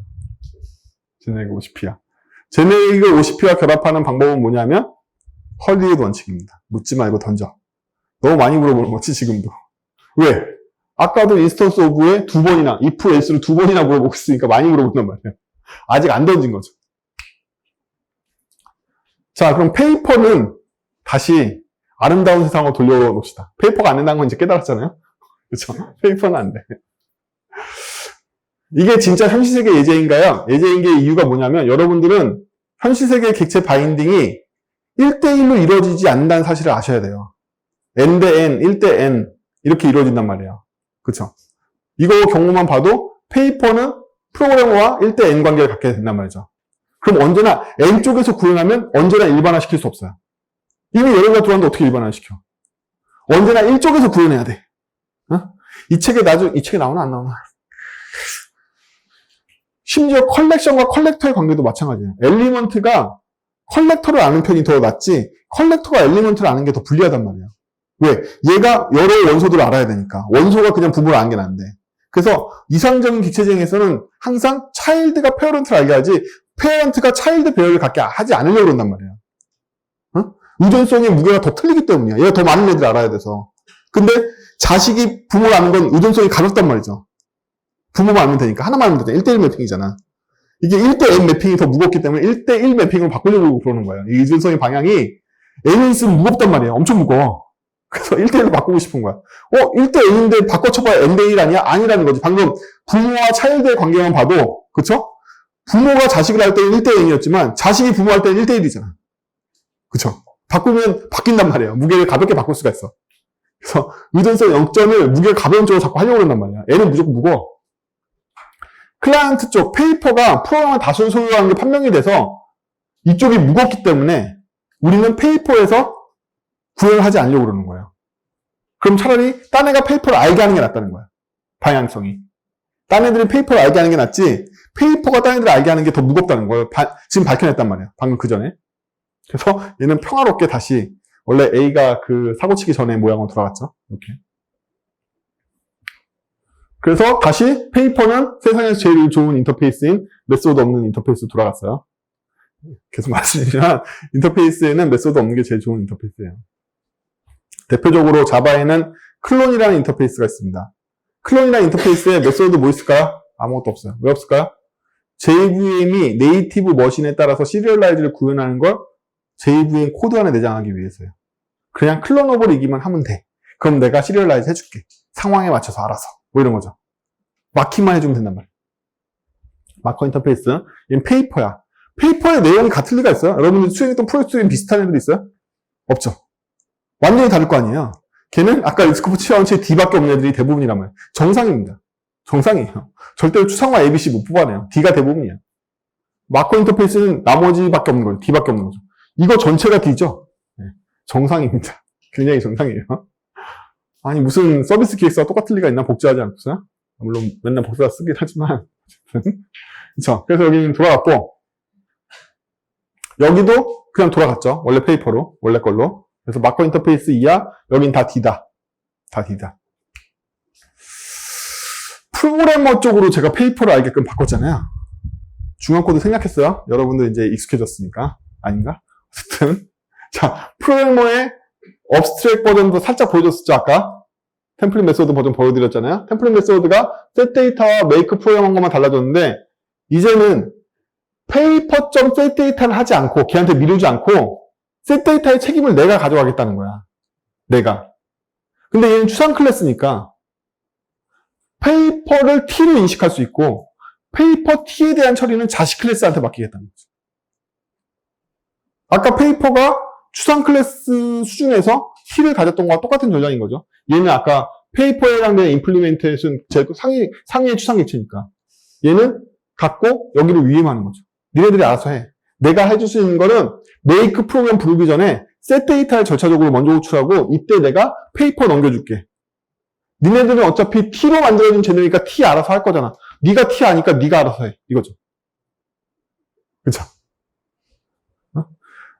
착각하시면 안 되는 게 메시지는 돈 에스크하고 테라인데 그거는요 템플릿 메시지를 구성하고 있는 부모 자식 간 관계에도 마찬가지로 성립해요. 테라한 거죠. 알아서 해. 셋 데이터 해. 내가 너한테 줄 건 페이퍼고 네가 알아서 해. 나한테 뭐 했다고 얘기하지 마. 관심 없어 이거죠. 헐리 원칙은 이 안에 부모 자식 간에도 똑같이 지켜줘요. 왜? 원래부터 임플리멘테이션과 추상 클래스는 마음대로 바꿀 수 있게 연습하라고 했죠. 그렇다는 얘기는 부모 자식 간은 해지와 관계를 갖는 두 개의 객체가 같은 원리로 움직인다는 거예요. 상속 관계로 연결돼 있을 뿐이고 소유 관계로 연결인과의 차이인 것 뿐이지 얘들이 대화를 할 때는 부모 자식 간이라고 얄짤 없다는 거야. 원래 OOP 원칙을 다 지켜야 돼. 드라이 원칙 다 지켜야 되고 헐리 원칙 다 지켜야 돼. 그러니까 부모 자식 간에 얘기할 때 업스트레인 자식 거잖아요. 부모 자식 간에 얘기할 때도 헐리우드 원칙으로 얘기를 해야 된단 말이지. 반드시. 그래야지 여파가 없단 말이에요. 부모에. 여러분들이 추상 클래스를 짜고 자식 클래스가 바뀔 때마다 부모 클래스가 많이 바뀌는 이유는 상속을 사용했기 때문이 아니라는 거야.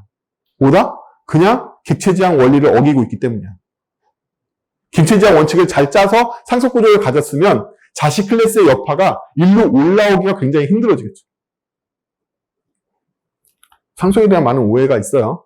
기본적으로 뭐 소유가 좋고 소유는 귀찮은데 상속을 쓰면 확장이 어려워지거나 나중에 부모에 대한 변경이 한꺼번에 자식에 다시 여파가 다 그렇게 짰다는 거야. 여러분들이 부모를 짤 때 헐리우드 원칙을 지키지 않고 짰던지 OOP 원칙을 지키지 않고 짰던지 이렇게 짰다는 얘기예요.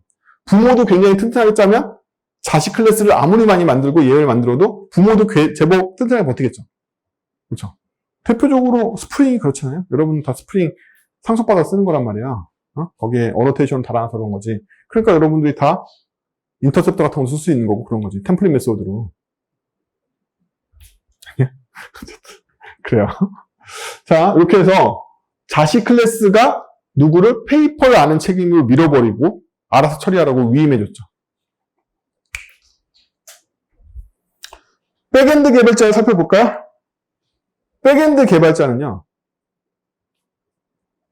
수많은 종류의 백엔드 개발자가 있잖아요. 여기 백엔드 개발자 손드세요 하면 절반은 손도 있을 텐데 다 똑같은 백엔드 개발자로 얘기할 수 있을까요? 다 다른 백엔드 개발자겠죠. 그렇죠? 단지 백엔드 개발자의 공통점만 찾자라면 서버 랭귀지는 정해줘야지 내가 개발할 거야. 뭐 이 정도만 공통점을 찾자는 거예요. 그럼 실제로 페이퍼와 바인딩되는 수많은 백엔드 개발자들은 다 달라. 어떤 관점에서 틀린 거죠? 이 관점에서 틀리다고 보는 거죠. 어떤 페이퍼를 수행하는 백엔드 개발자는 다 다르게 본다는 거예요. 백엔드 개발, 이 제네릭을 쓰면 어떤 일이 일어나는지 설명드릴게요. 기존까지의 클래스의 관념을 여러분들이 어떤 식으로 여기에 추상화를 했냐면 백엔드 개발자라는 공통점을 추상화를 했을 거 아니에요. 제네릭이 개입하면 그 추상화가 깨지는 게 아니라 제약이 걸려요. A라는 페이퍼의 백엔드 개발자, B라는 페이퍼의 백엔드 개발자. 왜? 얘가 if의 대상이었기 때문인 거죠. if의 케이스만큼 새로운 클래스를 만들어야만 된다니까? if를 코드 안에서 제거하는 유일한 방법은 if의 케이스만큼 클래스를 만들어주는 수밖에 없는 거야. 물론 함수로 만들어도 돼. 하지만 우리는 형으로 풀어야지만 컴파일 에러를 낼 수가 있어. 객체지향의 모든 혜택은 형으로 풀어야 돼. 그러면 if의 경우의 수만큼 형을 만들어내는 방법이 제네릭이라는 거야. 오케이? 그래서 백엔드 개발자라는 공통점의 추상화는 깨지지 않았지만 이 백엔드 개발자의 사용 범위가 if 조건으로 한정된다는 거야. 인스턴스 오브 A일 때, 인스턴스 오브 B일 때로 한정된단 말이지, 사용처가. 그래서 이렇게 받아들인 T를 프로그래머한테 공급해주면 되겠죠. 그럼 그걸 통해서 우리는 백엔드 개발자의 공통적인 내용들은 여기서 구현하면 될 테고, 대표적으로 메이크 프로그램이죠. 백엔드 개발자는 다 이렇게 만들 거야. 이걸로 추상화했으니까. 하지만 여기 뭐가 빠졌다? 셋 데이터를 처리하는 방법이 빠졌네요. 왜? 셋 데이터는 페이퍼 종류에 따라서 각각의 구현된 클래스에서 if 블록처럼 구현해야 되는 내용이니까. 그래서 얘도 추상 클래스가 된 거죠. 뭘 밀기 위해서? 셋 데이터를 밀어내기 위해서. 어디에서? 더 클라이언트 쪽으로 밀어내기 위해서. 우린 계속 클라이언트 쪽으로 밀어내고 있단 말이지. 자기가 코드를 가지면 자기가 if를 가져야 되니까 자기가 if를 안 가지려고 밀어내는데 아까는 밀어내지 않고 어떻게 했다? 프로그래머가 페이퍼한테 토스했잖아요. 이건 클라이언트 방향으로 밀어낸 게 아니에요. 협력 관계에 있는 동일 레이어한테 밀어낸 거란 말이지. 그건 밀어냈다고 얘기하지 않아. 그걸 떠넘긴 거야. 떠넘겨봤자 얘도 해결을 못한단 말이죠. 우리가 방금처럼 토스해봤자 소용없는 이유는 뭐냐면 같은 책임 레벨을 갖고 있는 레이어에서 던졌기 때문에 그런 거예요. LSP하고 OCP를 회복하는 유일한 방법은 자기보다 더 어떤 방향? 클라이언트 방향으로 밀어내야 돼. 반드시. 내 안에 if, 내 레이어의 if를 제거하는 유일한 방법은 나보다 더 클라이언트 방향으로 밀어내고 클라이언트에서 나를 경우의 수만큼 더 많이 만들어내기 위해서 지가 그 객체랑 대화하게 만드는 수밖에 없다는 거야. if는 무조건 바깥으로밖에 못 밀어내. 함수 안에 if가 있으면 함수 바깥으로. 그 바깥에 있으면 더 바깥으로 밀어낼 수밖에 없다는 거죠. 그래서 여기 보면 모든 코드가 안정화되고 다 바깥으로 밀어버렸단 말이에요. if가 하나도 없었죠. 프론트엔드 해봤자 평화로워. 끝이야. 다 밀어냈으니까. 다 밀어냈어, 이제. 그러면 이제 클라이언트의 변화가 생겼겠죠. 자, 여기까지 배운 걸 따르면 뭐였죠? 프로그래머와 기획서를 괴롭히지 말고 디렉터를 괴롭히라 이거죠. 여러분들도 회사 생활 꼭 반영하세요. 팀장을 괴롭히고 디렉터에 반영해. 여러분들이 이걸 책임을 져서 이런 거죠. 잘못된 조직은 어떻게 돌아가냐면 여러분들한테 이번지에서 나온 이상한 얘기를 여러분한테 툭 던져. 야, 이번에 임원이 서비스 개편하면서 뭐 집어넣었으면 좋겠다는데? 뭐 월드 뷰티 커뮤니티를 만들었으면 좋겠대. 뭐 이런 헛소리를 막 던진단 말이에요. 그러면 나쁜 팀에서는 매니저가 이걸 그냥 개발자한테 던지면 개발자가 이걸 자기 안에 들고 와서 2% 붕괴한단 말이에요. 이러면 그 팀이 이제 망가진 거야. 컨텍스트 에러가 생길 거거든, 분명히. 좋은 팀은 어떻게 되는 거죠? 팀장이 이걸 다 해체한 다음에 개발자한테는 완전히 구별화되어 있는 하나의 케이스만 던져주는 거죠. 너는 유닉스 세팅이나 해라. 너는 아마존 세팅을 해. 너는 퍼블리싱 이렇게 다 나눠주는 거죠. 이게 바른 팀인 거잖아요. 추상층이 아니라 클라이언트 층을 갈수록 클라이언트 층은 누구다? 서비스를 이용하는 거. 클라이언트가 더 훌륭한 사람이에요. 항상 이해하셔야 돼. 용어 때문에 헷갈릴 수 있는데 서비스, 서버 얘네들이 좋은 애들이 아니야. 얘네들이 더 노동자야. 이 용어에서는.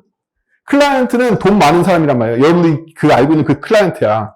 권한이 막강하고 돈이 많아서 막 시킬 수 있는 애가 클라이언트고 얘네들한테 뭐 메시지만 받으면 노예처럼 다 갖다 바치는 사람이 서비스를 제공한 서버란 말이에요. 왠지 용어상 서비스가 좋아 보이지만 서비스는 클라이언트에 비하면 밥이란 말이야. 클라이언트는 서비스 마음대로 부릴 수 있는 사람이란 말이에요. 그러면 이 구체적인 사안을 나누는 걸 클라이언트가 가져갈수록 누가? 서비스 층이 안정화되는 거예요. 원리가. 그래서 서비스 층이 안정화됐으니까 누가 헬이 됐다? 클라이언트가 헬이 됐을 거 아니에요. 그쵸? 근데 클라이언트의 헬은 꼭 클라이언트만의 헬은 아니라는 거예요. 왜? 우리가 객체 지향을 통해서 역할 책임 모델로 책임을 분산했기 때문에 클라이언트가 떡진 책임을 갖게 되지 않는다는 거예요. 방금 코드의 if를 얘가 가져오지 않게 돼. 그럼 어떻게 된다? 형으로 해결하게 된단 말이야. 형으로.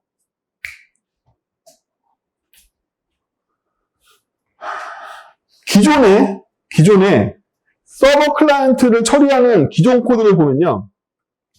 클라이언트 프로그램, 서버 프로그램을 만들어내고, 그쵸? 이 클라이언트 서버 프로그램 만들어내는 걸 가지고 디플로이하는 책임을 갖고 있죠. 얘도 마찬가지로 프론트엔드 개발자한테 프로그램 만들게 시켜가지고 디플로이하는 책임을 갖고 있단 말이에요. 그쵸? 그러면 방금 만들었던 그 아름다운 코드 말고 기존 것만 봐도 얘는 이미 중복적인 내용들을 처리하고 있죠. 프로그램 만들어서 디플로이 한다라는. 근데 우리가 페이퍼를 알고 있는 프로그램을 한정 지었잖아요. 그쵸? 페이퍼를 알고 있는 프로그램을 한정 지었어. 다시 백. 이때 프로그래머가 특정 페이퍼를 안다라고 가정하고 있지 않다는 거예요. 범용 프로그래머인 거지. 아무 페이퍼나 받아들이는 프론트엔드 개발자고 아무 페이퍼나 받아들이는 백엔드 개발자면서 얘는 아무 프로젝트나 받아들이는 프론트엔드 개발자란 말이에요.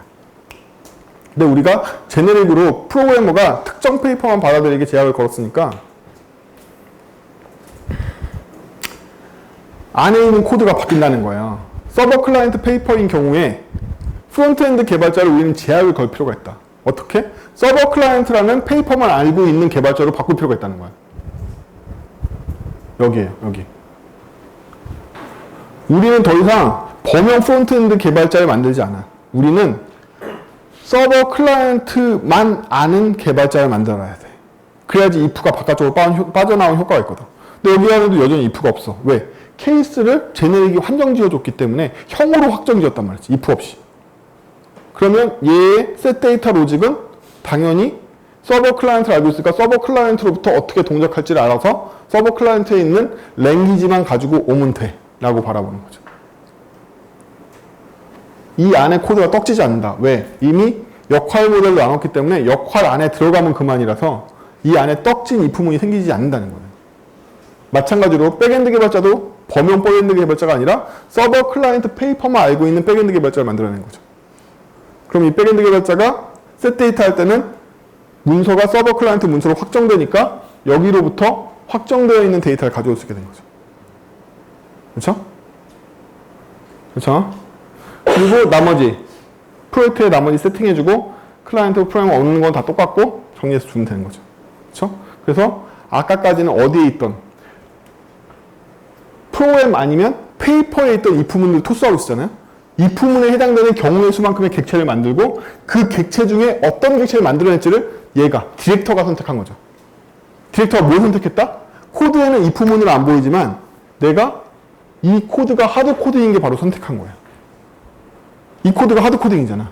이 코드를 바꾸지 않고서는 우리는 케이스를 바꿀 수 없잖아. 코드로 바뀌었단 말이지. if문이.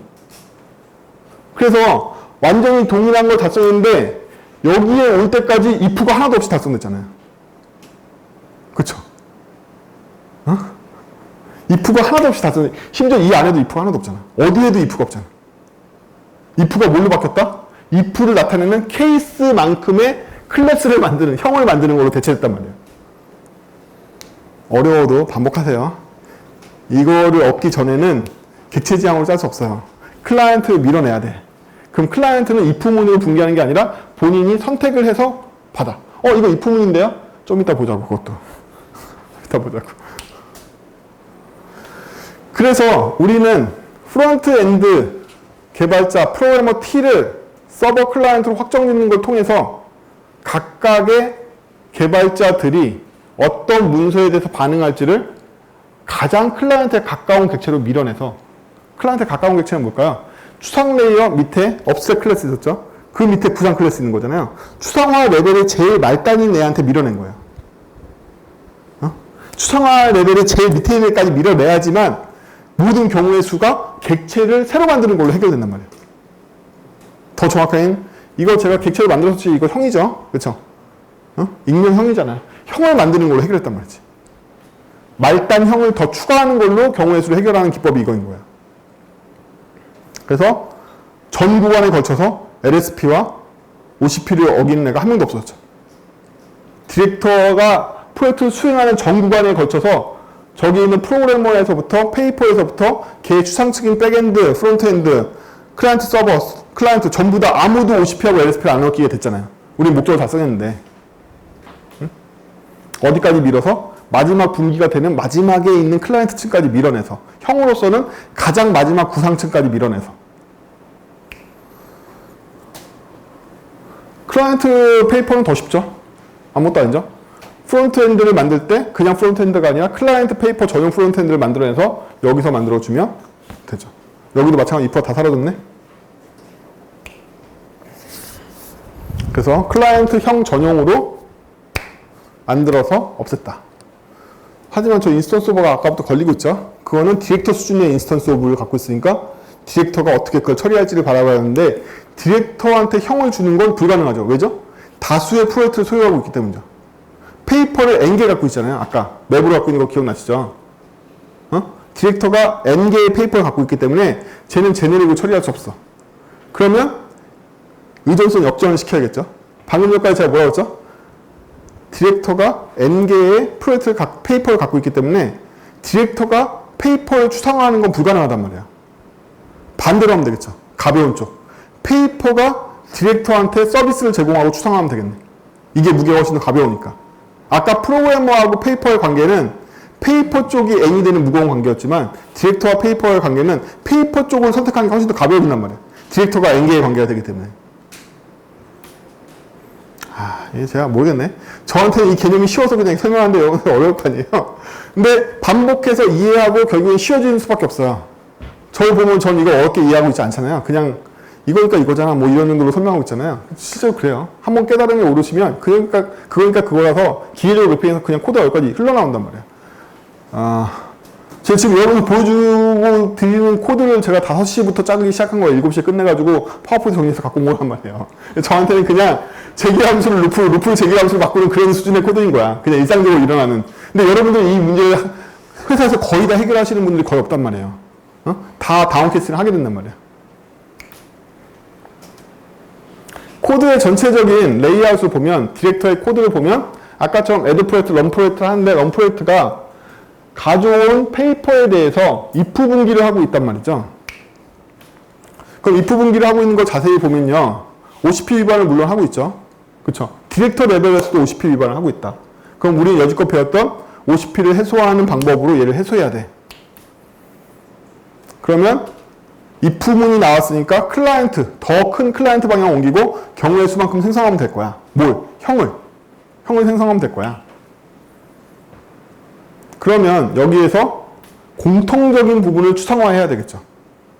그쵸? 그래야지 그쪽에서 구상화할 거 아니에요.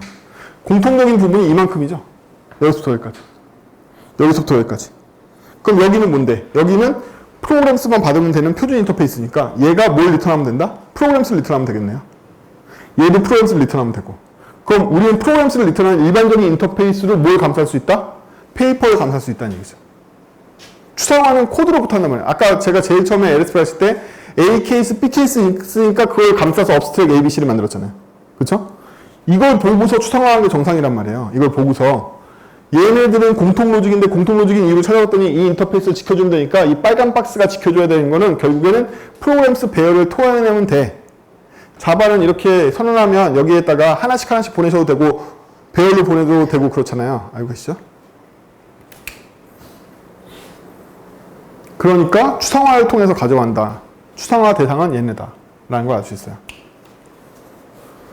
그러면 페이퍼는 결국 인자 없이 런을 때리면 나에게 프로그램 배열을 준다는 뜻이란 말이에요. 방금 그 코드의 추상화의 결과. A 케이스, B 케이스를 본 결과 얘 추상화의 결과는 뭐냐면 프로그램 배열을 주는 런이라는 인자 없는 메소드가 있으면 된다는 게 결론이야. 실행만 해주면 돼. 그래서 이 책임이 어디로 옮겨왔다? 원래 디렉터가 프로젝트를 수행하는 건데 얼토당토않게 페이퍼가 프로젝트를 수행하는 걸 넘어가 버렸어. 어? 책임 역할 모델에서는 제가 말씀드렸잖아요. 도메인하고 일치하지 않게 이 책에서도 여러 번 나오지만 그 역할을 가장 적당한 사람이 가져간단 말이에요. 그러면 이제 이 메소드 구현을 책임이 더 클라이언트 방향으로 밀어야 된다고 그랬잖아요. 그러면 그 전까지는 서버 클라이언트 문서는 완전한 문서였는데 이제는 아니라는 거야. 서버 클라이언트는 수행하는, 이 문서를 수행하는 방법이 여러 가지가 있을 거 아니야. 디렉터마다 다른 스타일로 수행할 거 아니야. 개발자 섭외도 다르게 오고. 따라서 이 문서를 가지고 수행하는 방법에 따라서 수많은 케이스만큼을 객체를 만들어야 된다는 거지.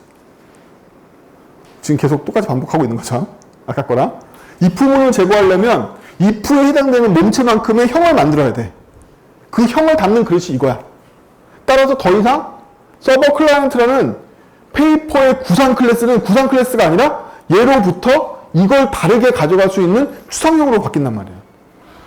그럼 이 클래스의 코드의 변화는 이거밖에 없어요. 그렇죠? 왜? 이 특성은 원래 서버 클라이언트라는 페이퍼의 특성이었거든. 그대로 가져가면 돼. 제가 업스트랙만 되면 돼. 쟤도 마찬가지죠. 클라이언트라는 페이퍼도 업스트랙으로 바뀌기만 하면 된단 말이에요. 왜? 원래 클라이언트 페이퍼의 모든 특징은 그대로 유지하지만 수행하는 방법에 따라서 형을 더 만들 거니까. 왜? 수행하는 방법이 if를 유발하니까. 수행하는 형만큼 난 객체, 형을 더 만들 거야. 객체는 구현화된 거지만 무조건 형이 있어야지 만들어지고 형 없이 여러분들이 객체를 만들면 강타입 언어에서 무조건 P를 봐요. 여러분들이 단 하나의 객체가 필요해도 걔의 형을 어떤 일이 된다? 페이크 C를 쓰는 이상한 형을 가진 인스턴스를 만든단 말이야. 반드시 형을 만들어서 객체를 할당해야 돼. 걔가 그 형을 갖는 이유는 거기에 합당한 케이스이기 때문에 그런 거예요. 가장 구체화되어 있는 케이스의 형을 만들어서 얘가 그 형을 바탕으로 만들어지지 않으면 무조건 P를 보게 돼 있어. 왜? 페이크 C가 생기니까 이 안에. 어?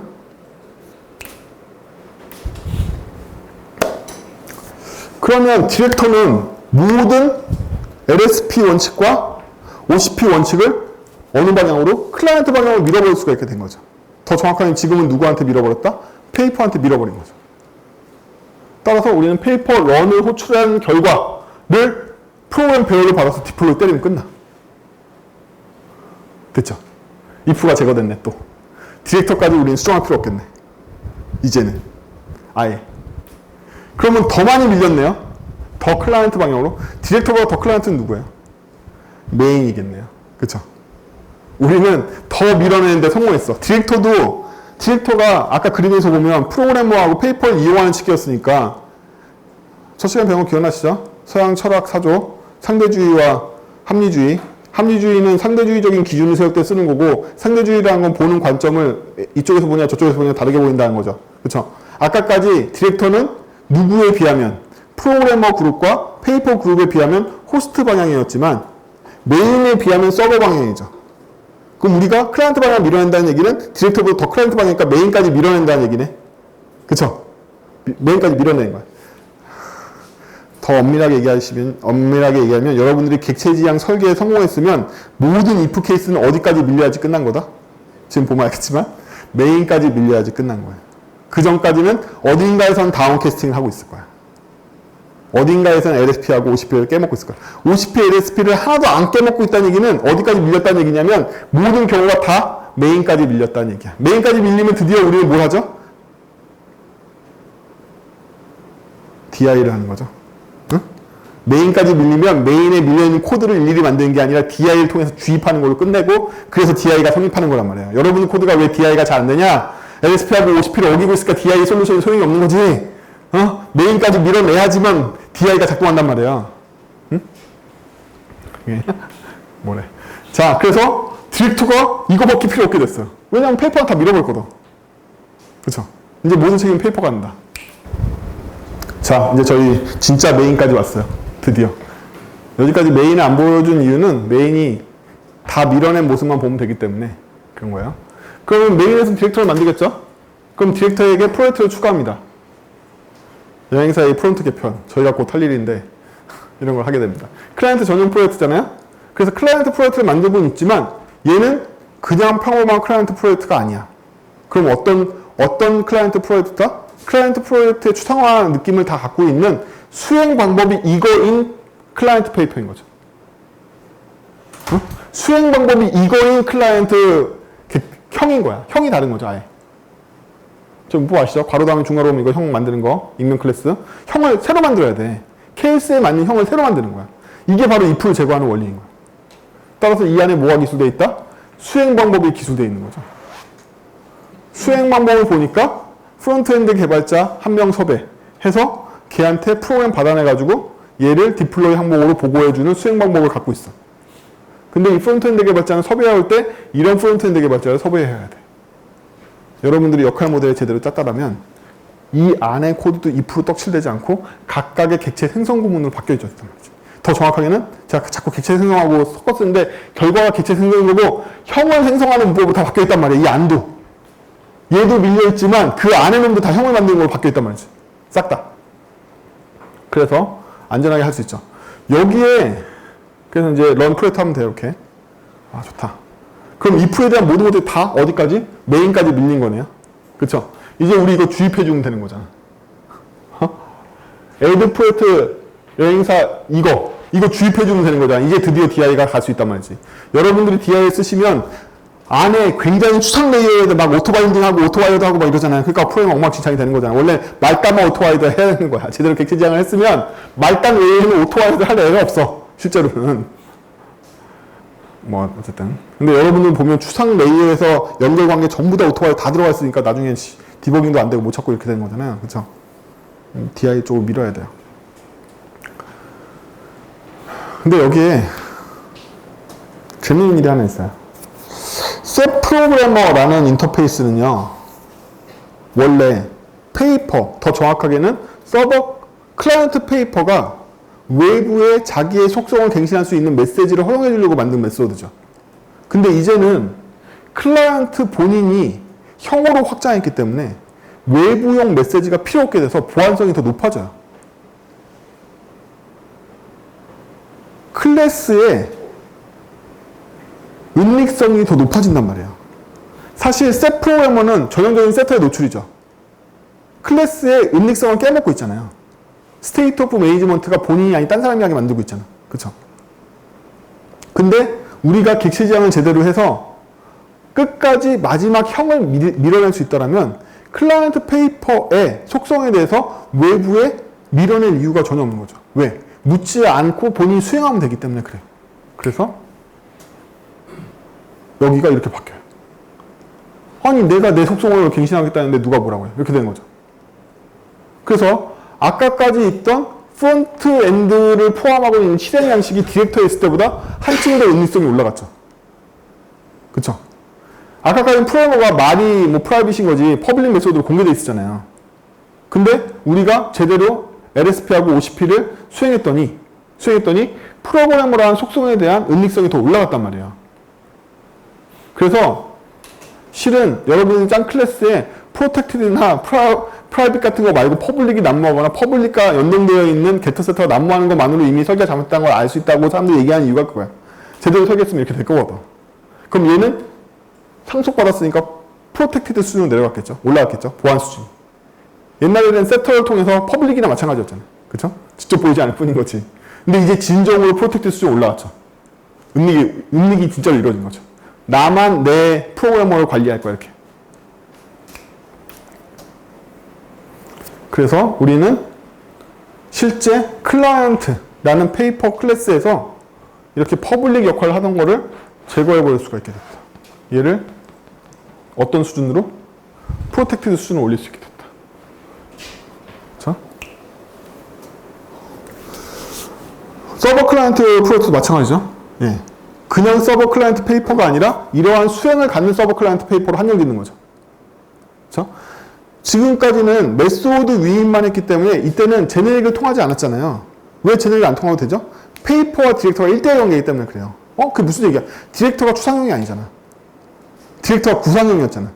디렉터가 분개하지 않으니까 1대 N의 관계가 성립하지 않아서 1대 N의 관계가 없으면 제네릭을 인스턴스 오브를 쓸 일이 없으니까 디렉터를 인스턴스 오브를 쓸 일이 없으니까 제네릭이 필요 없게 된단 말이에요. 이때는 자연스럽게 추상 메소드로 옮겨주면 돼. 이거 뭐라고 해야 돼? 기계적인 매핑이니까. 디렉터가 추상형이 아니고 구상형이기 때문에 얘가 인터페이스 메소드로 올라갈 수 있던 거예요. 만약에 디렉터가 A 디렉터, B 디렉터로 분기되는 추상형이었으면 여기도 제네릭이 관여해야 된단 말이지. 어디에? 페이퍼에 T 익스텐드 디렉터라는 걸 다시 관여해줘야 된단 말이에요. 안 그랬으면 이 런 로직 안에서 다시 뭘로 분기해야 되기 때문에 디렉터별로 분기해야 되기 때문에 만약에 디렉터 추상형이었으면 페이퍼를 받을 때 페이퍼가 디렉터 T를 갖게 되겠죠. 그럼 얘는 디렉터 T에 따른 런 로직을 바꾸는 걸로 다시 경우의 수 또 놔준단 말이죠. 그럼 이 코드는 다시 어디로 옮겨간다? 해당 디렉터 T에 있는 메소드로 옮겨가게 된다는 거죠. 구상형을 받으면 구상형을 제네릭으로 나눴기 때문에 제네릭으로 나눈 추상층에서는 구상형에 대한 수행 방법을 알 수는 없다는 거예요. 형만 알고 있는 거지. 그렇기 때문에 다시 개별형으로 다시 토스를 해줘야 돼요. 지금은 누가 구상형이었기 때문에 디렉터가 구상형이기 때문에 구현을 보다 추상형인 페이퍼한테 넘긴 거란 말이에요. 이런을. 근데 만약에 디렉터가 다시 추상형이 되면 누가 무게가 가볍기 때문에 여전히 디렉터가 무게가 가볍기 때문에 얘한테로 보냈다 얘가 다시 해당 T에 되는 디렉터한테 이 내용을 다시 다 넘길 거란 말이에요. 그래서 설계가 해보면 어느 쪽의 무게와 어느 쪽이 더 확장되는 형이냐에 따라서 설계보다 코드의 배치 방법이었죠. 이 코드의 배치가 바뀐단 말이에요. 얘가 될지 제가 될지. 응? 지금은 누가 압도적으로 페이퍼가 가볍기 때문에 이 구상 클래스에 대한 분기를 클라이언트 쪽, 즉 페이퍼 쪽에서 하는 게 유리하기 때문에 이쪽에 와 있는 거예요. 이 코드가. 어차피 이 코드잖아요. 진짜 수행해야 될 거는. 이 코드가 지금 왔다 갔다 하고 있는 거란 말이죠. 응? 여기에 모든 코드가 다 있는 거란 말이죠. 이 코드들이 아까는 어디에 있었다? 아까는 프로그래머 안에 있을 때도 있고 페이퍼 안에 있을 때도 있고 그쵸? 이것도 디렉터 안에 있을 때가 있고 지금은 페이퍼 안으로 온 것 뿐이고 코드의 배치만 바뀌고 있는 거죠. 근데 객체 지향 방법을 사용하고 제네릭 같이 사용하면 객체 지향 방법을 사용해서 추상형을 이용해서 뭘 제거했다? if를 제거하고 더 정확하게는 인스턴스 오브가 아닌 if를 제거할 수 있고 제네릭을 사용하면 인스턴스 오브 if를 제거할 수 있단 말이에요. 두 개를 다 결합했더니 인스턴스 오브 케이스나 인스턴스 오브가 아닌 케이스의 모든 if가 다 제거된 거란 말이죠. 두 개를 섞어 쓰게 된단 말이에요. 그래서 최종적으로 얘도 이렇게 정리가 돼서 이러한 서버 클라이언트 프로젝트를 애드 프로젝트 하게 되고 얘를 실행하면 잘 수행이 되겠죠. 그래서 if는 어디 가지 않지만 어디까지 밀어내고 싶다? 마지막 클라이언트 코드까지 밀어내고 싶다. 더 정확하게 메인까지 밀어내고 싶어. 말단에까지 밀어낼 수 있냐 없냐가 바로 여러분들이 객체지향 설계에 성공하냐 아니냐 달려있다는 거죠. 이 과정은 점진적으로 일어납니다. 그렇죠? 아니 뭐 거짓말이지만 제 머릿속에 한 번 일어났으니까 이걸 짜놓고서 반대로 설명하고 있었을 거 아니에요. 그렇죠? 어차피 한 번에 훈련하면 한 번에 일어나요. 근데 방금 봤던 그런 과정을 통해서 이것들을 발전시켜 갈 수 있어요. 오늘 제대로 시간 맞췄네요. 끝이지? 그러네. 마찬가지로 얘도 이걸 통해서 보안성이 높아지기 때문에 바깥의 은닉성을 깨먹는 메소드를 제거할 수 있게 되는 거죠. 그래서 대부분 여러분들이 마지막 클라이언트 단까지 형을 생성하게끔 풀어주면 클래스의 은닉이 굉장히 올라가게 됩니다. 보안성이 좋아지는 거죠. 그래서 확정 버그라고 보는 거예요. 이게 거짓말이 아니라 짬이 높은 사람이 코드를 보자마자 이 클래스는 잘못됐다는 게 그냥 보인단 말이에요. 형태상 말이 안 돼. 이렇게 되면 분명히 버그가 일어나겠지. 이렇게 보인단 말이에요. 그렇죠? 이제 여러분들 이거 반복해 보시고 처음 코드로 다시 돌아가서 보시잖아요. 보자마자 이 새끼는 미래의 문제가 일어날 거 이렇게 보인단 말이에요. 진짜 거짓말이 아니라 정말 그런 경험을 하시게 될 거예요. 이 슬라이드 앞에 있는 코드를 보면 이 새끼 이거 나중에 문제 일으키겠지? 이렇게 보인단 말이에요. 그럼 여러분들 이거 굉장히 수련을 많이 하셨으면 아무 코드 보면 이건 구조상 얘는 반드시 붕괴했을 때 버그가 일어날 거 이렇게 보인다는 거죠. 혹은 얘는 이미 코드상 컨텍스트 에러를 내장하고 있는데 이렇게 보인다는 거예요. 아니 물론 한 번에 안 보이겠어요. 제가 3년 정도 걸린다고 그랬잖아요. 그래서 결국엔 이르면 이게 편해져요. 이게 그냥 호흡하듯이 되게 된단 말이죠. 근데 이거는요 머리가 뛰어난 사람이 하는 거나 책에 나와 있는 뭐 이렇게 여러 가지 센스나 이런 게 아니라 훈련이에요. 그냥 제가 오늘 이 설명문을 만들면서 가장 신경 쓴 게 뭐냐 하면 이거 시연하면서 단순한 매핑에다 훈련을 극복할 수 있다는 거예요. 굉장히 어려운 철학적인 무슨 이상한 기법을 쓴 게 아니라 거의 매핑처럼 훈련으로 극복할 수 있는 내용이라는 거예요.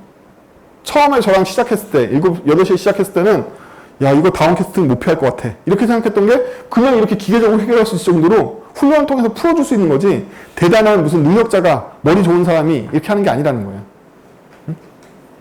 6장의 내용 왜 물어보면 안 되는지 왜 물어보지 않고 시켜야 되는지 그리고 그 앞에서 배웠던 LSP와 OOCP가 어떻게 연관되는지를 한 거죠. 항상 영상이 있고 교재가 있으니까 많이 반복하시면 됩니다. 수고하셨습니다.